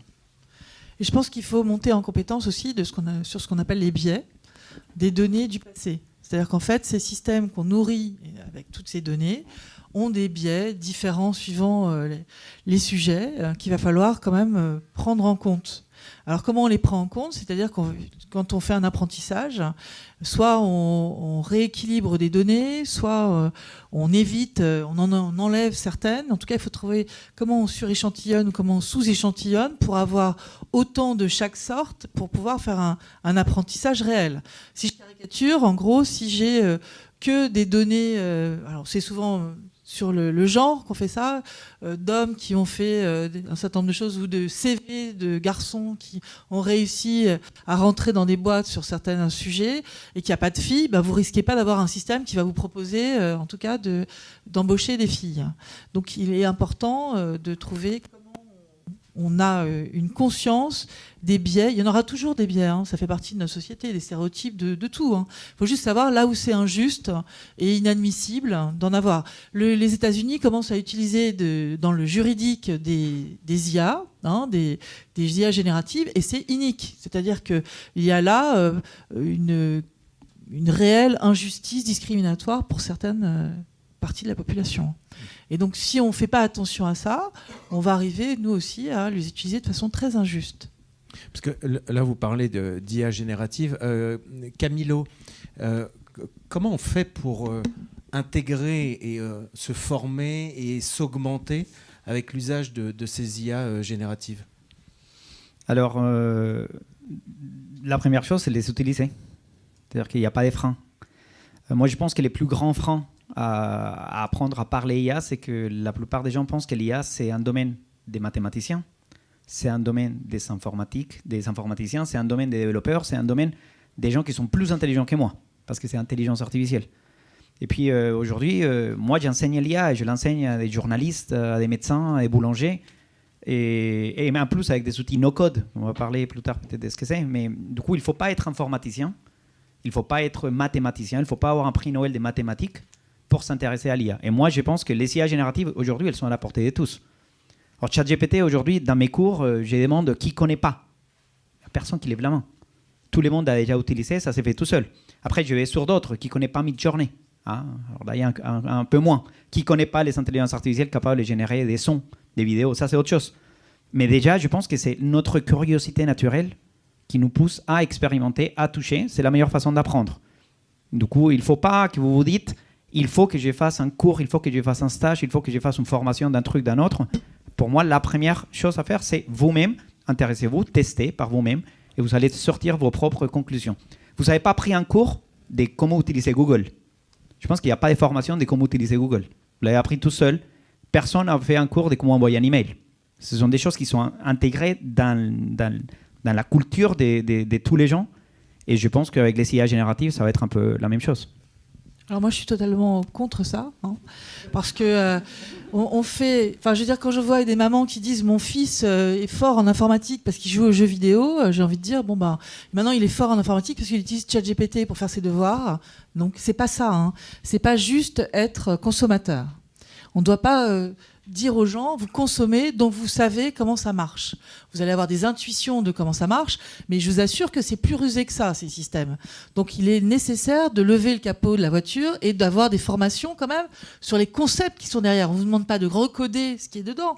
Vous dites qu'il ne faut pas être prix Nobel de mathématiques, mais il ne s'agit pas d'être binaire, c'est pas 0 ou 1. Mais au milieu, là, il faut quand même commencer à s'intéresser à comment ça marche, quels sont les hyperparamètres utilisés et quelles sont les incidences. Et regardez ce que c'est que des tests d'évaluation autour de ça. Quand on fait passer, je vous l'avais dit, à ChatGPT, des tests précis sur la double négation, la négation en linguistique, on peut s'amuser à échantillonner pas mal de tests, on se rend compte que la machine n'est pas capable d'interpréter.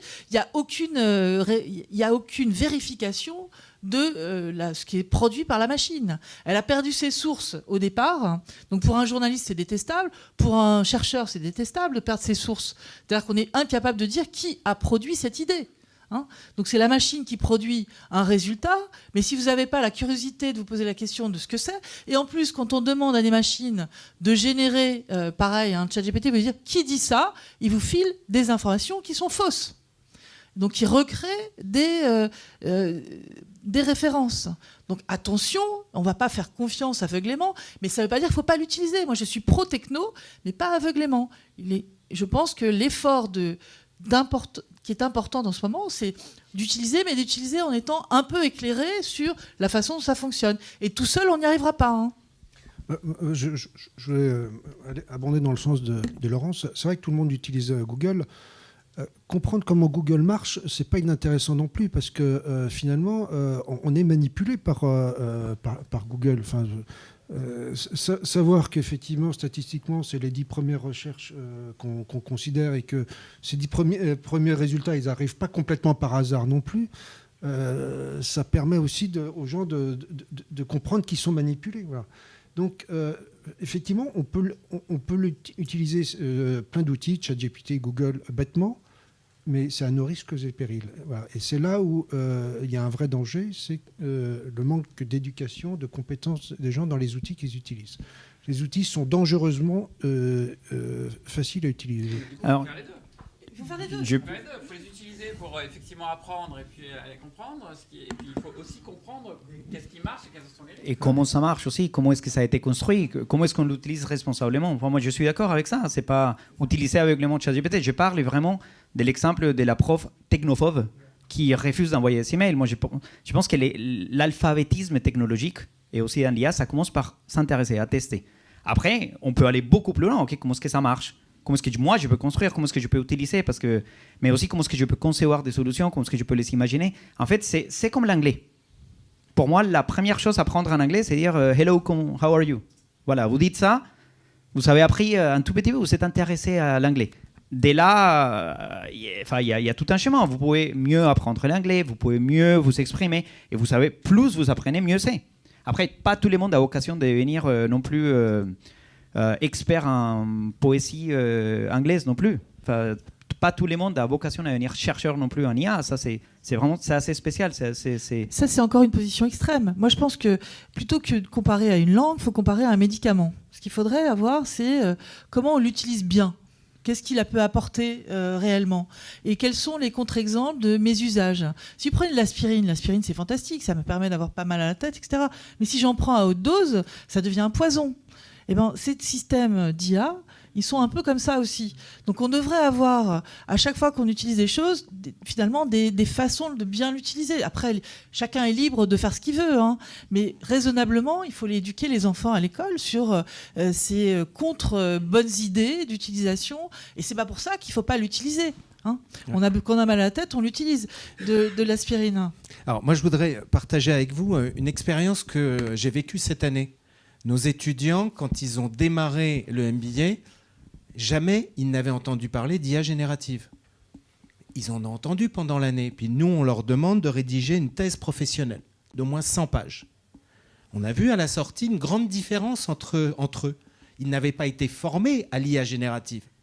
Donc il y en a certains qui se sont formés, qui ont enrichi leur thèse en utilisant à bon escient l'IA générative, qui nous ont proposé des prompts, qui nous ont décrit leur stratégie et le prompt. Et puis il y en a d'autres, ils ont tapé « Tu es un étudiant, tu dois fournir une thèse de 100 pages avec des notes bibliographiques sur le sujet », et l'IA leur a généré 100 pages avec 4 pages de références bibliographiques. Et quand on prenait ces références et qu'on les mettait dans Google, Google, il ne les connaît pas.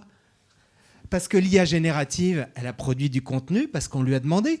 Donc elle a halluciné, elle a inventé des choses.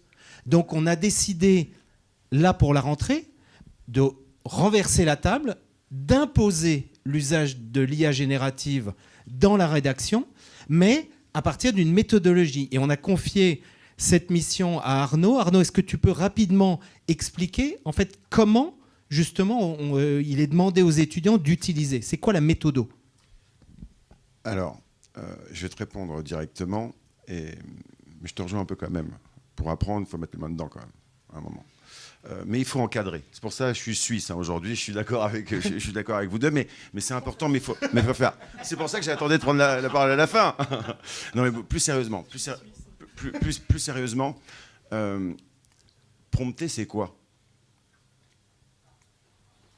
Prompter, c'est pas suffisant. Ce n'est pas ma question.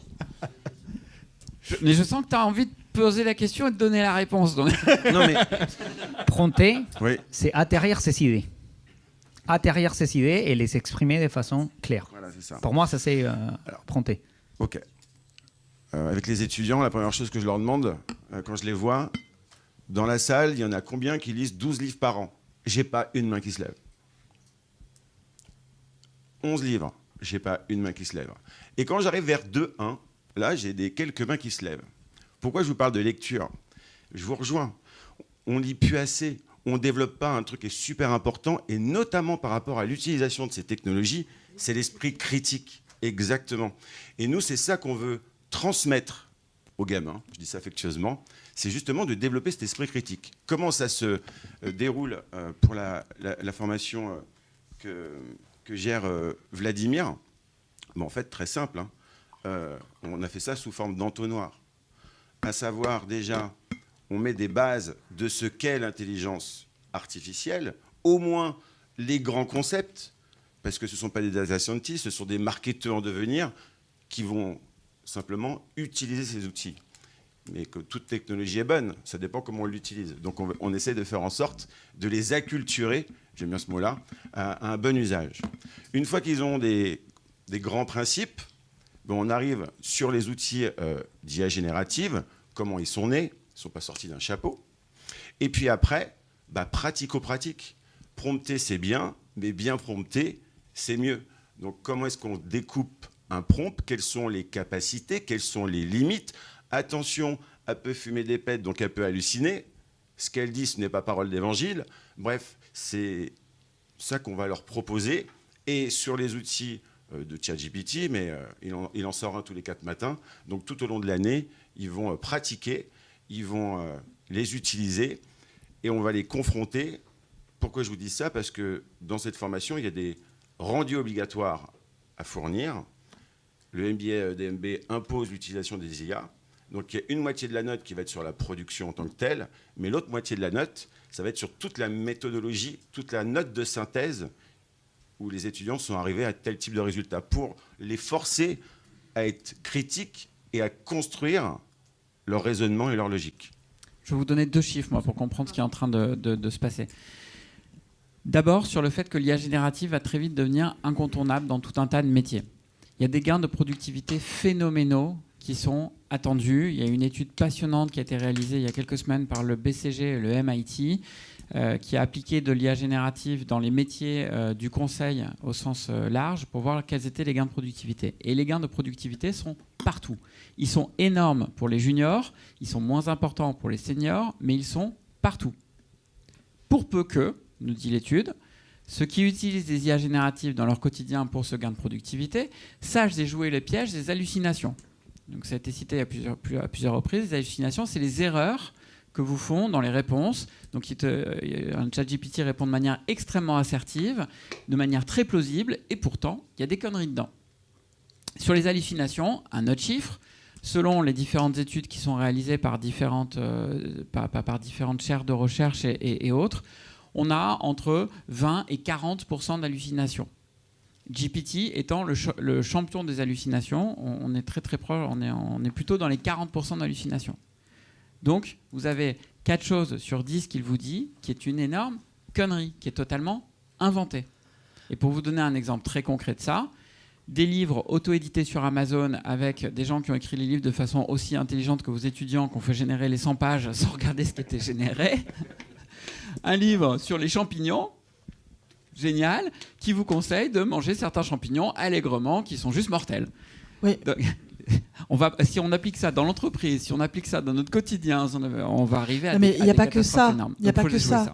Et moi, je vous donne un exemple de HEC qui fait aussi ce genre de formation plus éclairante et qui a fait un test. Moi, j'avais écrit quelque chose sur l'IA Act et sur la normalisation dans le monde. Et dans la page du Monde, il y avait des gens d'HEC et des économistes qui ont répondu aussi. Et donc, j'ai vu cette étude qui m'a paru extrêmement intéressante, qui était de dire... J'ai pris la moitié de mes étudiants à leur demander de faire from scratch un sujet.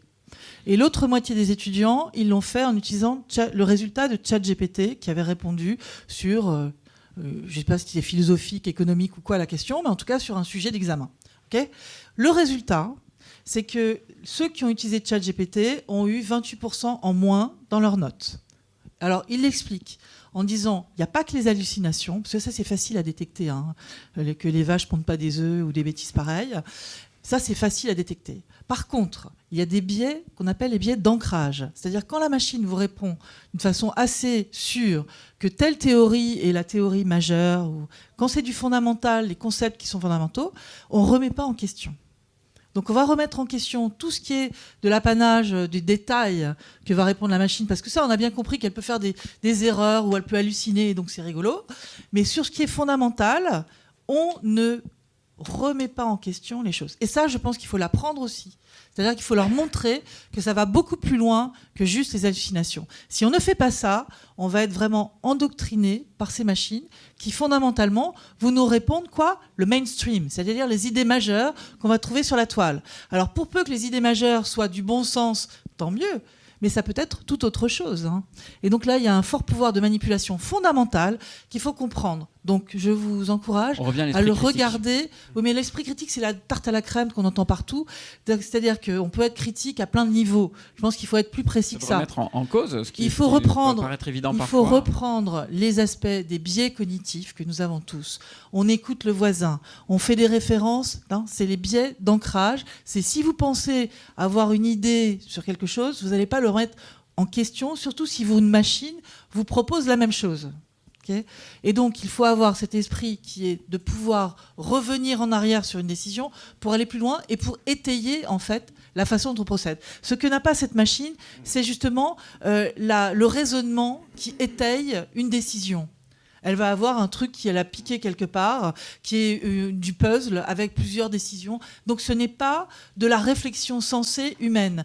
Et sur cet aspect-là, de pouvoir élaborer autour des raisons profondes qui amènent à une réflexion, je pense qu'il faut amener les jeunes à avoir ces réflexions et à les élaborer et à les créer.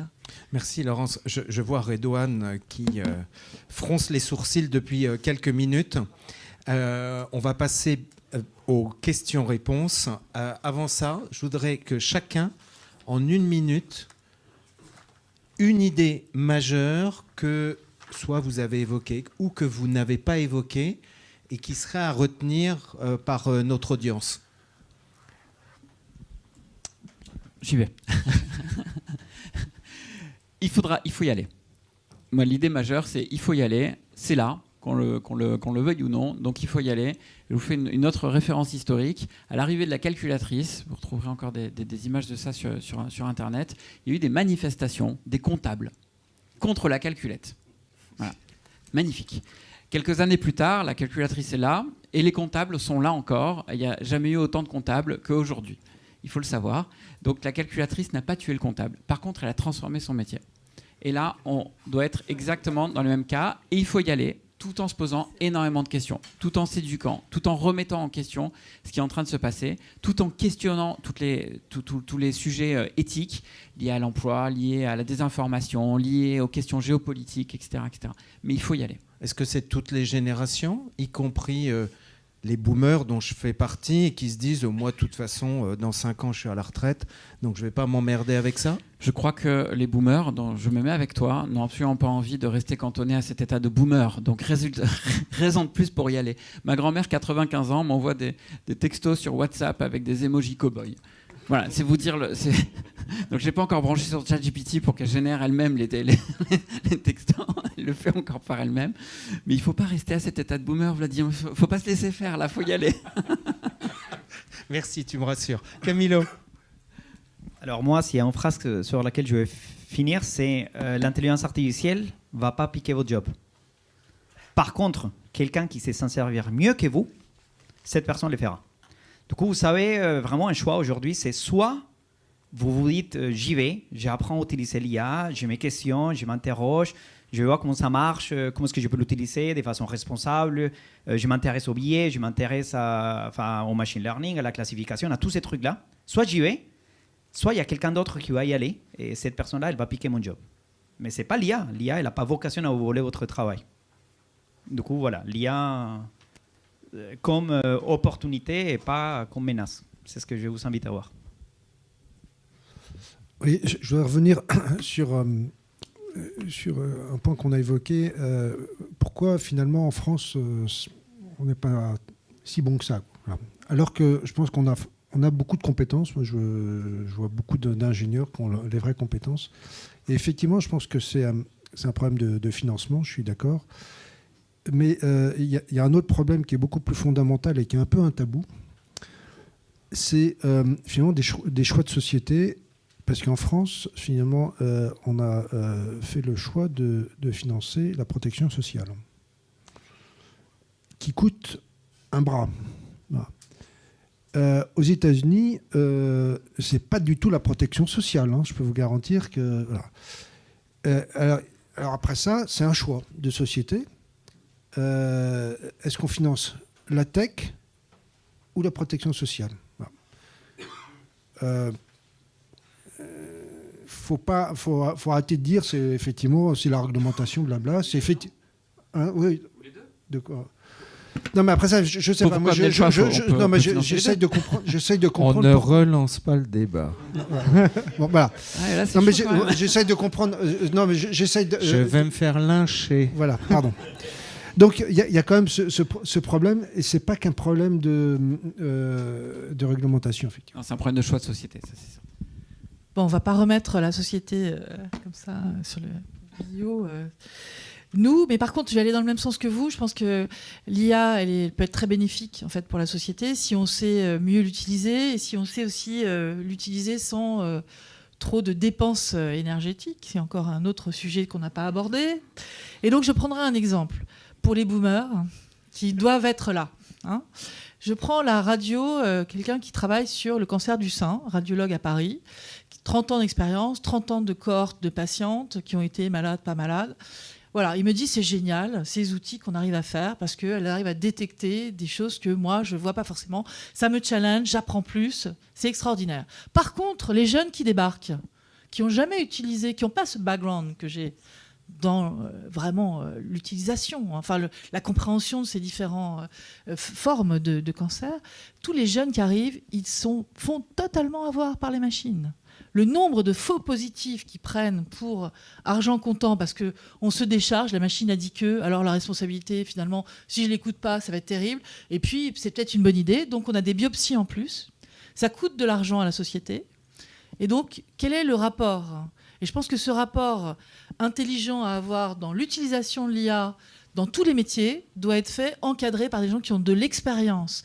Et cette expérience, il faut la mutualiser, il faut l'écrire, il faut la donner. On a besoin de faire des cercles comme ça d'utilisation dans plein de métiers pour apprendre au mieux, éviter le pire et faire que cette mutualisation de bonnes pratiques soit utilisée par les autres. Donc j'encourage tout le monde, en tout cas, à travailler en équipe collective d'intelligence humaine autour de ces machines qu'il ne faut absolument pas rejeter, mais utiliser à bon escient. Et donc pour l'éducation, c'est fondamental qu'à l'école, ce soit les mêmes pratiques. Et donc on fait ça dans la Fondation Blaise Pascal. Si vous êtes intéressé, contactez-moi. On essaie de propulser ça auprès de Attal et du gouvernement qui ne sait pas trop comment se dépatouiller de cette transition en forme d'agilité. On peut former à la fois les enfants et les enseignants sur les risques des usages tout en étant positifs sur leur utilisation. On vit une révolution. Pourquoi je vous parle de révolution ? Parce que je veux reprendre le sens originel de ce mot, c'est la roue. En fonction de révolution, il y a 3 possibilités. La première, c'est vous êtes sous la roue, ça fait mal. La deuxième, vous êtes dans la roue, le hamster fou. Ou bien, la troisième, on prend un peu de hauteur et on va construire un environnement autour de ces trous. Il y a des gens qui ont fait des voitures, par exemple. Donc, à vous de choisir votre posture. Merci. C'est le seul qui a respecté le timing. Hein. Le mec, il est très très très bon. T'as bien fait de l'amener, lui. S'il se fait engueuler, je me fais engueuler. On va passer aux questions-réponses. Vous avez là d'afficher les coordonnées. Ils sont tous sur LinkedIn. Donc, si vous avez envie de les recontacter, d'approfondir, d'échanger avec eux, je leur fais un sale coup parce qu'ils n'étaient pas au courant, n'hésitez pas à les contacter directement. On a un temps qui est consacré aux questions-réponses, à la fois dans la salle et puis les questions qui n'ont pas été forcément posées directement, mais qui ont été induites par rapport aux commentaires qui ont pu être postés sur le chat. Donc, comme d'habitude, on va donner la priorité aux questions dans la salle en essayant d'alterner. Donc, si certains veulent se lancer, pas de souci. Sinon, je donne 5 secondes. Et puis, déjà une question. Bravo. Sinon, j'allais donner la priorité à ceux qui sont à distance. Bonjour et merci pour ce débat. Donc, je suis Olivier Corredo du groupe IT Facto, côté presse avec le monde informatique et CIO. J'ai une question en fait sur l'État. Quel est le risque en termes d'usage des produits de l'intelligence artificielle ? Je pensais notamment à la génération d'images, au code, voire même aux écrits. C'est-à-dire que j'utilise en fait ce qui a généré l'IA. Quel est le risque que je prends en termes de propriété intellectuelle ? Aujourd'hui, quel est l'État ? C'est-à-dire de dire, on peut faire des choses formidables avec l'IA en termes d'images notamment. Ça peut être inspiré d'eux, on peut avoir des bouts de code d'eux. Qu'est-ce que je peux faire sans prendre de risques ? Voilà. Alors, sujet passionnant. Voilà. Dans les entreprises, il faut y aller. Encore une fois. Parce qu'il est quand même très très peu probable qu'à la fin, les entreprises se fassent attaquer parce qu'elles ont utilisé des intelligences artificielles qui ont été entraînées avec des contenus pour lesquels elles n'ont pas eu le droit d'être utilisées.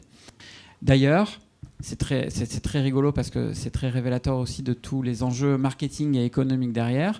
Microsoft, qui porte donc les solutions dans l'entreprise d'OpenAI, ChatGPT, mais aussi DALL-E et compagnie pour générer des images, a même fait un communiqué en disant « Vous pouvez y aller parce que si jamais vous, entreprise finale, utilisateur des services que Microsoft délivre, êtes attaqué pour des raisons de propriété intellectuelle, on vous couvre, on couvre tous les frais juridiques et on vous rembourse d'éventuelles amendes. » Bon, alors là, c'est la grosse blague totale. D'accord, c'est de la blague. Ah, mais évidemment, puisque ça n'ira jamais jusque-là. Donc, pas seulement. C'est de la rassurance marketing totalement, parce que ça n'existera juste pas. Par contre, ça pose des questions quand même fondamentales pour tous les producteurs de contenu, pour tous les journalistes notamment, pour tous les contenus que nous avons tous laissés sur Internet sans savoir qu'un jour ils pourraient être utilisés pour entraîner des intelligences artificielles sur lesquelles certains feraient encore des gros sous, un peu grâce à nous aussi. Et donc on va assister, je pense ça va prendre des années, à des débats certainement passionnants qui vont faire écho directement à tous les débats qu'on a eus dans la presse sur l'utilisation de Google et qui a amené à ce qu'on a appelé les droits voisins, où donc Google reverse une partie de ses bénéfices à la presse, en l'occurrence des miettes, mais qui permettent quand même à la presse de survivre. J'ai échangé encore récemment avec un patron de presse là-dessus. Donc on va avoir des débats passionnants dans les années qui viennent. Ça va durer des années par contre, c'est une certitude. Oui, bonjour, Gilles Buis, je suis médiateur, avocat dans le secteur publicité, marketing, nouvelles technologies. Je voulais juste poser des questions sur des questions de vocabulaire un petit peu basiques peut-être. J'ai toujours défini l'intelligence comme la faculté de comprendre. Est-ce qu'on peut rentrer l'intelligence artificielle dans cette définition? Non. Ça, c'est ma première question. La deuxième... Next. La deuxième, c'est toujours de la définition. Bon, j'ai bien compris ce qu'était ChatGPT et ses petits frères, ou ses petites sœurs, je ne sais pas. En quoi cette intelligence artificielle, qu'est-ce qui définit le mot génératif dedans? Ah, ça c'est plus facile, c'est que ça génère quelque chose. Jusque-là, les intelligences artificielles, elles étaient là depuis très très longtemps en l'occurrence. Il n'y a pas un clic qu'on fait depuis 10 ans sans qu'il y ait une IA derrière. Il n'y a pas une seule réservation d'un billet de train, d'avion sans que ça déclenche un algorithme d'intelligence artificielle derrière. Il n'y a pas une seule opération avec les impôts sans qu'il y ait une intelligence artificielle derrière. Le grand changement qui nous a mis dans les intelligences artificielles dites génératives est que d'un coup, elles s'expriment, je continue de mettre entre guillemets des langages humains normalement, elles s'expriment. Elle génère une image, elle génère du son, elle génère de la vidéo, elle génère du code, elle génère du texte. C'est ça le grand changement qu'on a eu, c'est que ces IA génératives viennent générer des contenus directement et du coup s'expriment avec un langage naturel très très proche du nôtre. On peut avoir véritablement une conversation. C'est une mise en forme exactement, et c'est fondé sur un principe qui vient de la linguistique. Si je prends le langage, les LLM, sur le langage, les IA génératives sur le langage, c'est fondé sur l'idée qu'un mot, son sens est compris par ses voisins. C'est-à-dire s'il suffit deux mots vont être proches, on va avoir un sens proche si leurs voisins, les mots voisins, sont les mêmes. C'est fondé là-dessus. Et donc là, tout l'apprentissage qui est fait dans le LLM, le cœur, sur des milliards de textes, c'est qu'est-ce qui suit, qu'est-ce qui précède. Alors on a deux types de transformers, les BERT qui sont bidirectionnels, on prend une phrase, on enlève un mot, on essaie de prédire ce mot, et ceux qui sont génératifs comme ChatGPT qui regardent que vers l'avant, qui prédisent les mots suivants. Mais ces machines de guerre, elles marchent parce qu'elles ont d'énormes corpus. Et l'autre chose qu'il faut comprendre, c'est que ce n'est même pas des mots qui sont encodés par des vecteurs de ce qu'on appelle les plongements sémantiques. Ce sont des entités en dessous du mot, qu'on appelle les tokens, et qui sont souvent 4 caractères. Voyez, donc ça n'a plus aucune référence. La linguistique peut aller se coucher, là, sauf qu'on en a vraiment besoin pour comprendre ce qui se passe. On n'est plus sur du suffixe, préfixe ou des racines de mots, on est sur le fait que ça arrive statistiquement à grande fréquence. Donc c'est fondamental de comprendre ça. Et ça mélange tout un tas de choses autour de tout ce qui peut se passer sur Internet avec une foultitude de différents objectifs. Et les images, maintenant, GPT va être multimodal aussi. Donc on a du multitâche, multimodal, multilingue. D'accord ? Et donc tout ce gros foutoir ne marche que sur de la co-occurrence, ce qu'on ne savait pas faire, parce que le drame, c'était la sémantique. Vous avez bien parlé de comprendre. Sans comprendre, c'était surtout qu'est-ce qu'on peut en faire. Donc on construisait à la main des ontologies pour dire un élève, ça va dans une famille, ça fait des devoirs à l'école, enfin c'est lié à des concepts. Donc on a toute une littérature et des objectifs qui ont été faits dans des systèmes à partir de modélisation de la sémantique, à partir de règles, comme on a fait dans les systèmes experts au départ, des ontologies ça s'appelle. Et à l'heure actuelle, ces systèmes, par la fulgurance de calcul des co-occurrences des mots ou des tokens qui sont proches des mots, reconstruisent une espèce de on appelle ça un plongement sémantique ou lexical de ces entités tokens. Donc on est vraiment sur une force de frappe monumentale au centre des concepts très simples. Donc c'est pas intelligent et ça comprend pas. Ça génère. Ça génère, ça imite. Moi, j'ai dit c'est de l'imitation. Ça calcule. Et ça calcule. À des grandeurs impossibles pour notre cerveau. Ça y est, vous avez eu vos réponses. Je me présente, c'était une bonne idée de se présenter. François Romont, je suis non seulement boomer, mais professeur émérite depuis de très nombreuses années. Donc voilà, docteur en gestion et docteur en histoire. J'ai deux petites questions, mais d'abord une remarque. J'ai beaucoup apprécié la liberté de ton des gens autour de la table. Je pense que vous connaissez déjà, ça a dû faciliter un peu les choses, mais c'est très, très agréable et très sympathique. Est-ce que, première question, Wikipédia utilise l'intelligence artificielle? Deuxième question, je m'adresse plutôt à M. Bézombe, je crois. L'AFNOR a-t-elle fait quelque chose ou fait-elle quelque chose sur l'intelligence artificielle? J'ai eu l'occasion d'animer des commissions à l'AFNOR et j'aimerais bien savoir où on en est. Merci. Alors, l'AFNOR, c'est un technicien de la norme. Hein. Ils n'ont pas de compétences intrinsèques sur l'IA, le métavers ou quoi que ce soit. Ils sont censés manipuler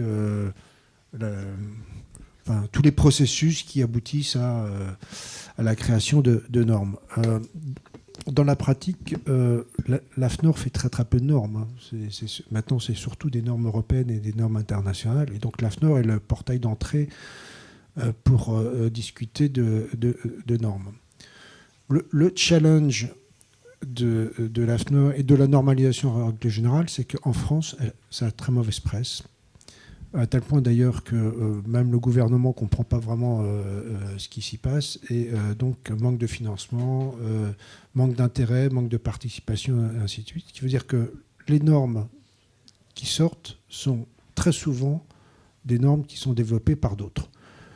On a évoqué tout à l'heure les Américains, les Chinois, donc c'est des normes qui sont à l'ISO, qui sont adoptées au niveau national. Voilà. Moi, je note qu'en Europe, il y a deux pays qui se débrouillent pas si mal que ça, même s'ils se plaignent un peu. Les Allemands, et la norme pour un Allemand, c'est quelque chose. Hein. C'est même Deutsche Qualität, ça veut dire quelque chose. Hein. C'est basé sur leurs normes, leurs consensus. Voilà. French Qualität, on n'en entend pas trop parler. Hein. Et il y a un deuxième pays qui est très impliqué, et c'est assez surprenant, et y compris dans la normalisation européenne, sont les Anglais. Hein. Parce qu'ils sont partis de l'Europe, mais ils n'ont pas oublié de rester dans la normalisation. Hein. Parce que la normalisation est un vecteur d'influence. Il y a un autre pays qui est assez actif aussi, c'est l'Irlande. On peut se dire, pourquoi l'Irlande? Est-ce que j'ai besoin de répondre? Voilà, sans tabou. La plupart des GAFAM sont en Irlande. Donc en fait, ils financent la normalisation irlandaise qui est subitement beaucoup plus actif que d'autres. Voilà.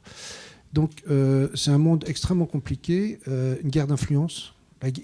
Moi j'utilise la notion de guerre des normes. Les normes, c'est ce qui façonne, dans le monde numérique, c'est ce qui va façonner le cyberespace dans lequel on va évoluer. Voilà.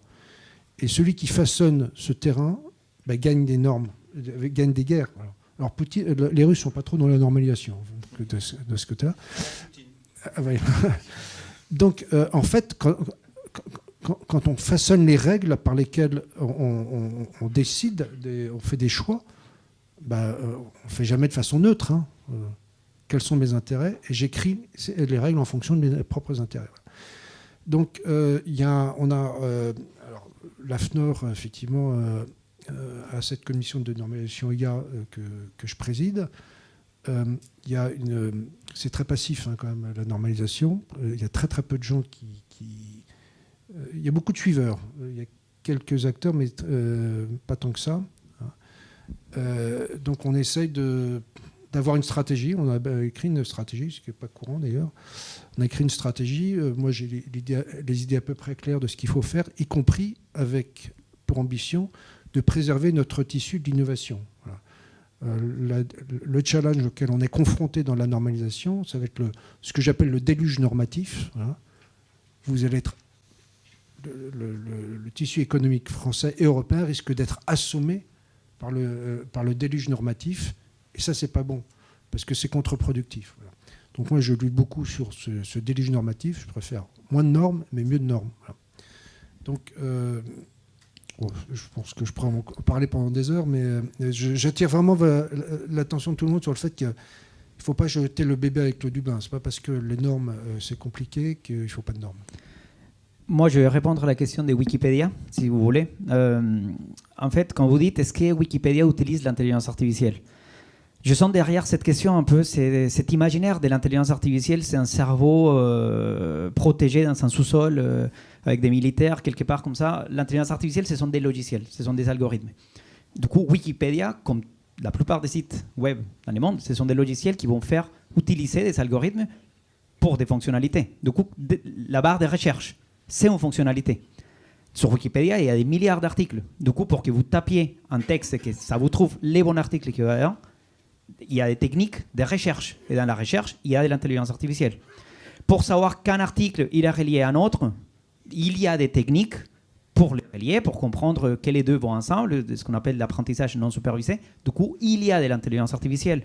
Pour même vous autocompléter ce que vous tapez, du coup, il y a des techniques aussi, des réseaux de neurones récurrents. C'est la même chose que vous utilisez avec votre autocomplete de votre téléphone. D'ailleurs, c'est la même techno derrière, grosso modo, des ChatGPT. C'est des techniques d'intelligence artificielle. Du coup, en fait, pour répondre à la question, oui, Wikipédia utilise l'intelligence artificielle, mais vous ne savez pas demander, mais l'intelligence artificielle, ce n'est pas un truc. Il n'y a pas une intelligence artificielle. En fait, on fait des IA. Il y a plein d'IA. Moi, j'ai fait des IA. Google fait des IA. Wikipédia fait des IA. Des IA, il y en a plein. Et il n'y a personne qui a les monopoles sur l'intelligence artificielle. Oui, par contre, si je peux vous rassurer, a priori, il n'y a pas de ChatGPT qui génère les bibliographies des gens sur Wikipédia.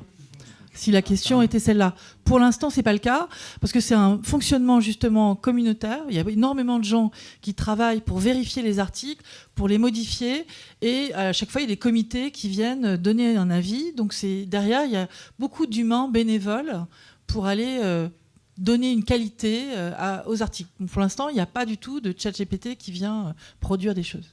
Enfin, il y a quand même pas mal de choses qui sont très discutables. Par exemple, il y a des articles sur ce que c'est que l'IA forte, qui tiennent du fantasme. Donc, moi, j'aime bien Wikipédia, mais c'est comme ChatGPT, il faut prendre de temps en temps ça avec beaucoup de recul et un certain esprit critique.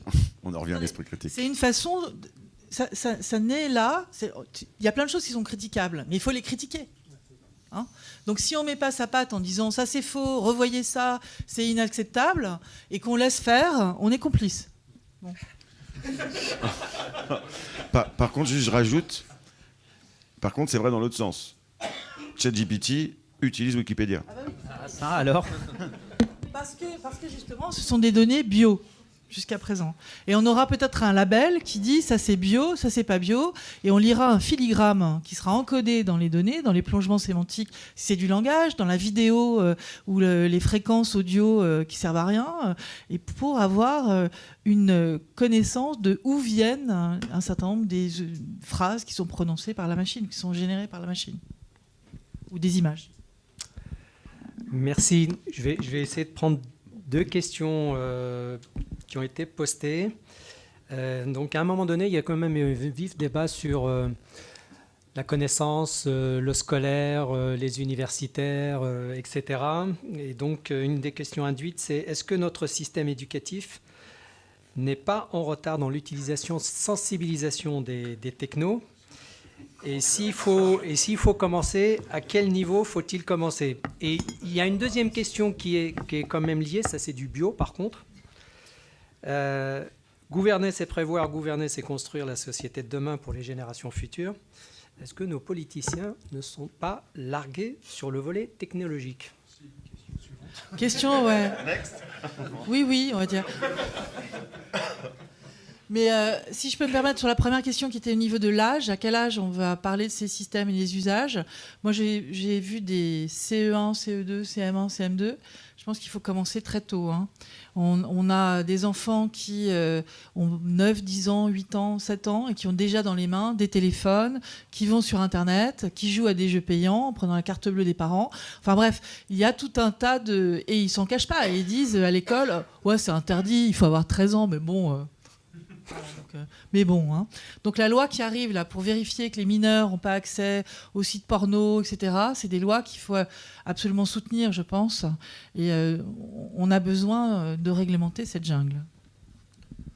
Oui, pour la deuxième question sur la gouvernance, finalement, notre gouvernance collective, on a un problème assez fondamental qui n'est pas spécifique à la France d'ailleurs, c'est on a des politiciens qui sont assez court-termistes. Hein, voilà. Et donc, la pensée stratégique, elle se construit dans le long terme et sur des compétences. Voilà. Et elle doit filtrer certains soubresauts émotionnels sociétaux. Voilà. Et malheureusement, cette doctrine, moi j'aime bien la notion de doctrine, cette compréhension, cette vision de la société de demain, on sent qu'on a du mal à la construire en France. On a bien un commissaire au plan, enfin, bon, je ne sais pas trop ce qu'il en sort. Mais on est sorti de ça et je pense j'ai l'impression qu'il y a un peu une démission des administrations sur cette compréhension du long terme et cette planification très long terme. Réfléchis bien en retraite à 40 ans, c'est quand même bizarre que sur certaines choses, on n'arrive pas à avoir des plans sur 5-10 ans. Quoi. Enfin, voilà. Ne serait-ce que sur la normalisation, il n'y a pas de vision stratégique sur l'apport de la normalisation. La Commission européenne dit la normalisation est stratégique. En France, rien. Et donc, en fait, quand il n'y a pas de vision stratégique, on ne va nulle part. Voilà. C'est une partie du problème, je pense. Allez-y, et puis on alternera après avec une question. Bonjour, Laurent Maurice. À Sensoum, nous, on aide des jeunes sociétés à grandir. Il y en a un certain nombre qui sont dans l'intelligence artificielle. On a beaucoup parlé, à un moment donné, des biais qui sont induits par l'apprentissage des réseaux de neurones et donc de l'intelligence artificielle, parce qu'on en parle. Et au-delà de tout ça, je me demandais si le simple fait que tout cela se nourrit de données existantes et donc d'un savoir qui finalement a été accumulé par l'humanité depuis un certain temps, est-ce que à long terme, on n'a pas le risque de tourner en vase clos et d'avoir un appauvrissement global intellectuel de l'humanité et également de tuer, enfin en tout cas de restreindre sa créativité? Question passionnante. À mon avis, tel que tu l'as posé là, c'est le risque numéro 1. Je parlais tout à l'heure de McDonaldisation de la pensée, de cette perte de diversité culturelle. C'est déjà entamé largement avec la mondialisation. Ça a été entamé largement avec Google, hein, mine de rien. C'était un des effets aussi. Et ça pourrait s'accélérer. L'autre revers de la question, elle est passionnante aussi d'un point de vue un peu plus technique. C'est-à-dire, on l'a compris, ces IA ont été entraînés avec énormément de données. Et certains chercheurs commencent à poser la question, est-ce qu'on ne va pas manquer de données pour promouvoir encore de nouveaux progrès de l'IA dans les années qui viennent ? Puisque, effectivement, tu l'as dit, on a déjà pris un corpus gigantesque, on a pris en plus toutes des données d'historique. Donc, il y a un moment donné, on va arrêter de produire des données directement humaines. Ça pose d'autres problèmes, parce qu'en plus, après avoir créé beaucoup de données de notre vie réelle à tous, les machines sont en train de nous supplanter. Et elles-mêmes de générer beaucoup de données. C'est non seulement les IA génératives, mais c'est aussi l'ensemble des capteurs qui nous entourent, c'est l'ensemble des machines qui elles-mêmes créent de la donnée qui est très technique. Et ensuite, les IA génératives qui sont en train de s'auto-alimenter les autres dans une espèce de comportement anthropophage. Et il y a eu des articles là-dessus ces dernières semaines où on prend un contenu généré par ChatGPT qui se retrouve sur Internet et donc avec 40% d'hallucinations dedans, qui était ensuite récupéré pour entraîner l'IA de Google. Donc l'IA de Google commence à halluciner. Sur l'hallucination de ChatGPT, ça pourrait nous conduire à des trucs complètement invraisemblables à la fin. Donc il y a des vrais risques là-dessus autour de ces données. Et par ailleurs, je vous donne encore une note d'espoir. Je veux être quand même à chaque fois porteur un petit peu d'espoir. Il y a une autre approche qu'on appelle des données synthétiques. C'est-à-dire qu'on part du postulat qu'il y a des grands problèmes du monde qu'on ne parviendra pas à résoudre parce qu'on n'a pas assez de données pour modéliser ces comportements très complexes. Je pense notamment dans la santé, quand on va chercher à comprendre des maladies, ou à des phénomènes climatiques, par exemple, qui sont extrêmement complexes. Et là, on arrive à créer des données de synthèse, donc générées par de l'intelligence artificielle, des données fake, générées par des machines, mais qui simulent parfaitement le comportement de ce qui est en train de se passer. Ce qui permet du coup, elle-même, de venir entraîner des intelligences artificielles pour comprendre ces comportements beaucoup plus larges. Et ça fonctionne. et ça fonctionne. On l'a montré dans le domaine de la santé, en ce moment du climat aussi, il y a des choses qui avancent là-dessus. Donc, il va falloir en fait savoir utiliser tout cela à bon escient. Le fait qu'on va peut-être manquer de données du monde réel, le fait qu'il va falloir prendre garde à ce qu'il n'y ait pas des comportements anthropophages des IA les unes avec les autres qui rajoutent hallucination sur hallucination, et puis à se servir de cette capacité à générer des données qui va pouvoir quand même amener des nouveaux progrès. Mais c'est pour ça qu'il faut parler de régulation, hein, si je peux me permettre. C'est-à-dire que produire des données synthétiques, il faut vérifier les qualités et être conscient de l'utilisation, du pourcentage d'utilisation de données artificielles dans une modélisation, parce que si je pousse le bouchon un peu loin, je n'aurai que des données artificielles. Alors, c'est une intelligente solution, c'est aussi une manne très productive parce que ça coûte moins cher que d'aller enregistrer des humains. Donc on a besoin de normaliser, c'est-à-dire quel pourcentage je conçois ajouter de données artificielles à un système qui doit répondre à des maladies. Donc il y a des vrais sujets d'éthique derrière et de normalisation. Bon, effectivement, les données synthétiques, c'est un sujet que j'ai lancé les projets de normalisation à l'ISO sur les données synthétiques. C'est un domaine qui va révolutionner le monde de l'IA. Il y a je crois que c'est Gartner qui a fait une projection qui dit qu'il y aura d'ici 2030 70% des données qu'on va utiliser seront des données synthétiques. Mais se pose la question de la qualité des données synthétiques. Voilà. Donc là, on a un champ de travail sur les 10-15 prochaines années. Je vais revenir sur la question précédente. Beaucoup de gens, à un moment donné, qui parlaient d'intelligence artificielle en disant, bon, intelligence artificielle, c'est pas le bon terme, on va parler d'intelligence augmentée. Et subitement, d'ailleurs, intelligence augmentée, c'est la nôtre, c'est plus celle de la machine. Et moi, j'ai dit, oui, enfin, pour certains peut-être, mais pour d'autres, ça va être intelligence diminuée. Et ça, c'est ça le vrai risque, parce que certains, pas tous, mais beaucoup vont arrêter de réfléchir. Voilà. Et ça c'est un vrai enjeu sociétal. Et pour le coup, j'aimerais bien qu'il y ait des think tanks en France, en Europe, qui se disent, mais est-ce qu'on n'est pas en train de s'abêtir? Voilà. Enfin, en moyenne, parce qu'il y a toujours 10% de la population qui va s'en sortir, mais c'est les autres, ceux qui croient que la Terre est plate. Quoi. Enfin, il y a l'historien Yuval Harari avait traduit ça entre les dieux et les inutiles. Alors, l'historien Yuval Harari, il a aussi dit que les machines avaient des émotions et tout un tas de choses qui n'étaient pas correctes. Donc il faut rester prudent sur l'amplification de ce qui va devenir. Hein. Il y a un côté transhumaniste. Je termine sur une dernière question. Sur une remarque de Christine, alors j'essaye de retranscrire correctement. Les acteurs européens, notamment en université, axent beaucoup peut-être sur l'utilisation des logiciels open source et plus globalement l'open source dans les travaux. Je pense que la question derrière, c'est est-ce que l'utilisation de l'open source n'est pas une forme de canalisation, de réduction de l'innovation au niveau européen? C'est-à-dire, grosso modo, on nous donne des choses prêtes à consommer et on nous bloquerait éventuellement l'innovation que l'on pourrait avoir sans se baser sur cette open source. Alors, l'open source, effectivement, c'est un vrai sujet à plusieurs dimensions. La première, qui fabrique de l'open source? Parce que il n'y a pas de philanthrope dans ce monde. Moi, je discute avec certains grands groupes, enfin Google, Microsoft. Ils produisent de l'open source, mais c'est l'APA, quoi.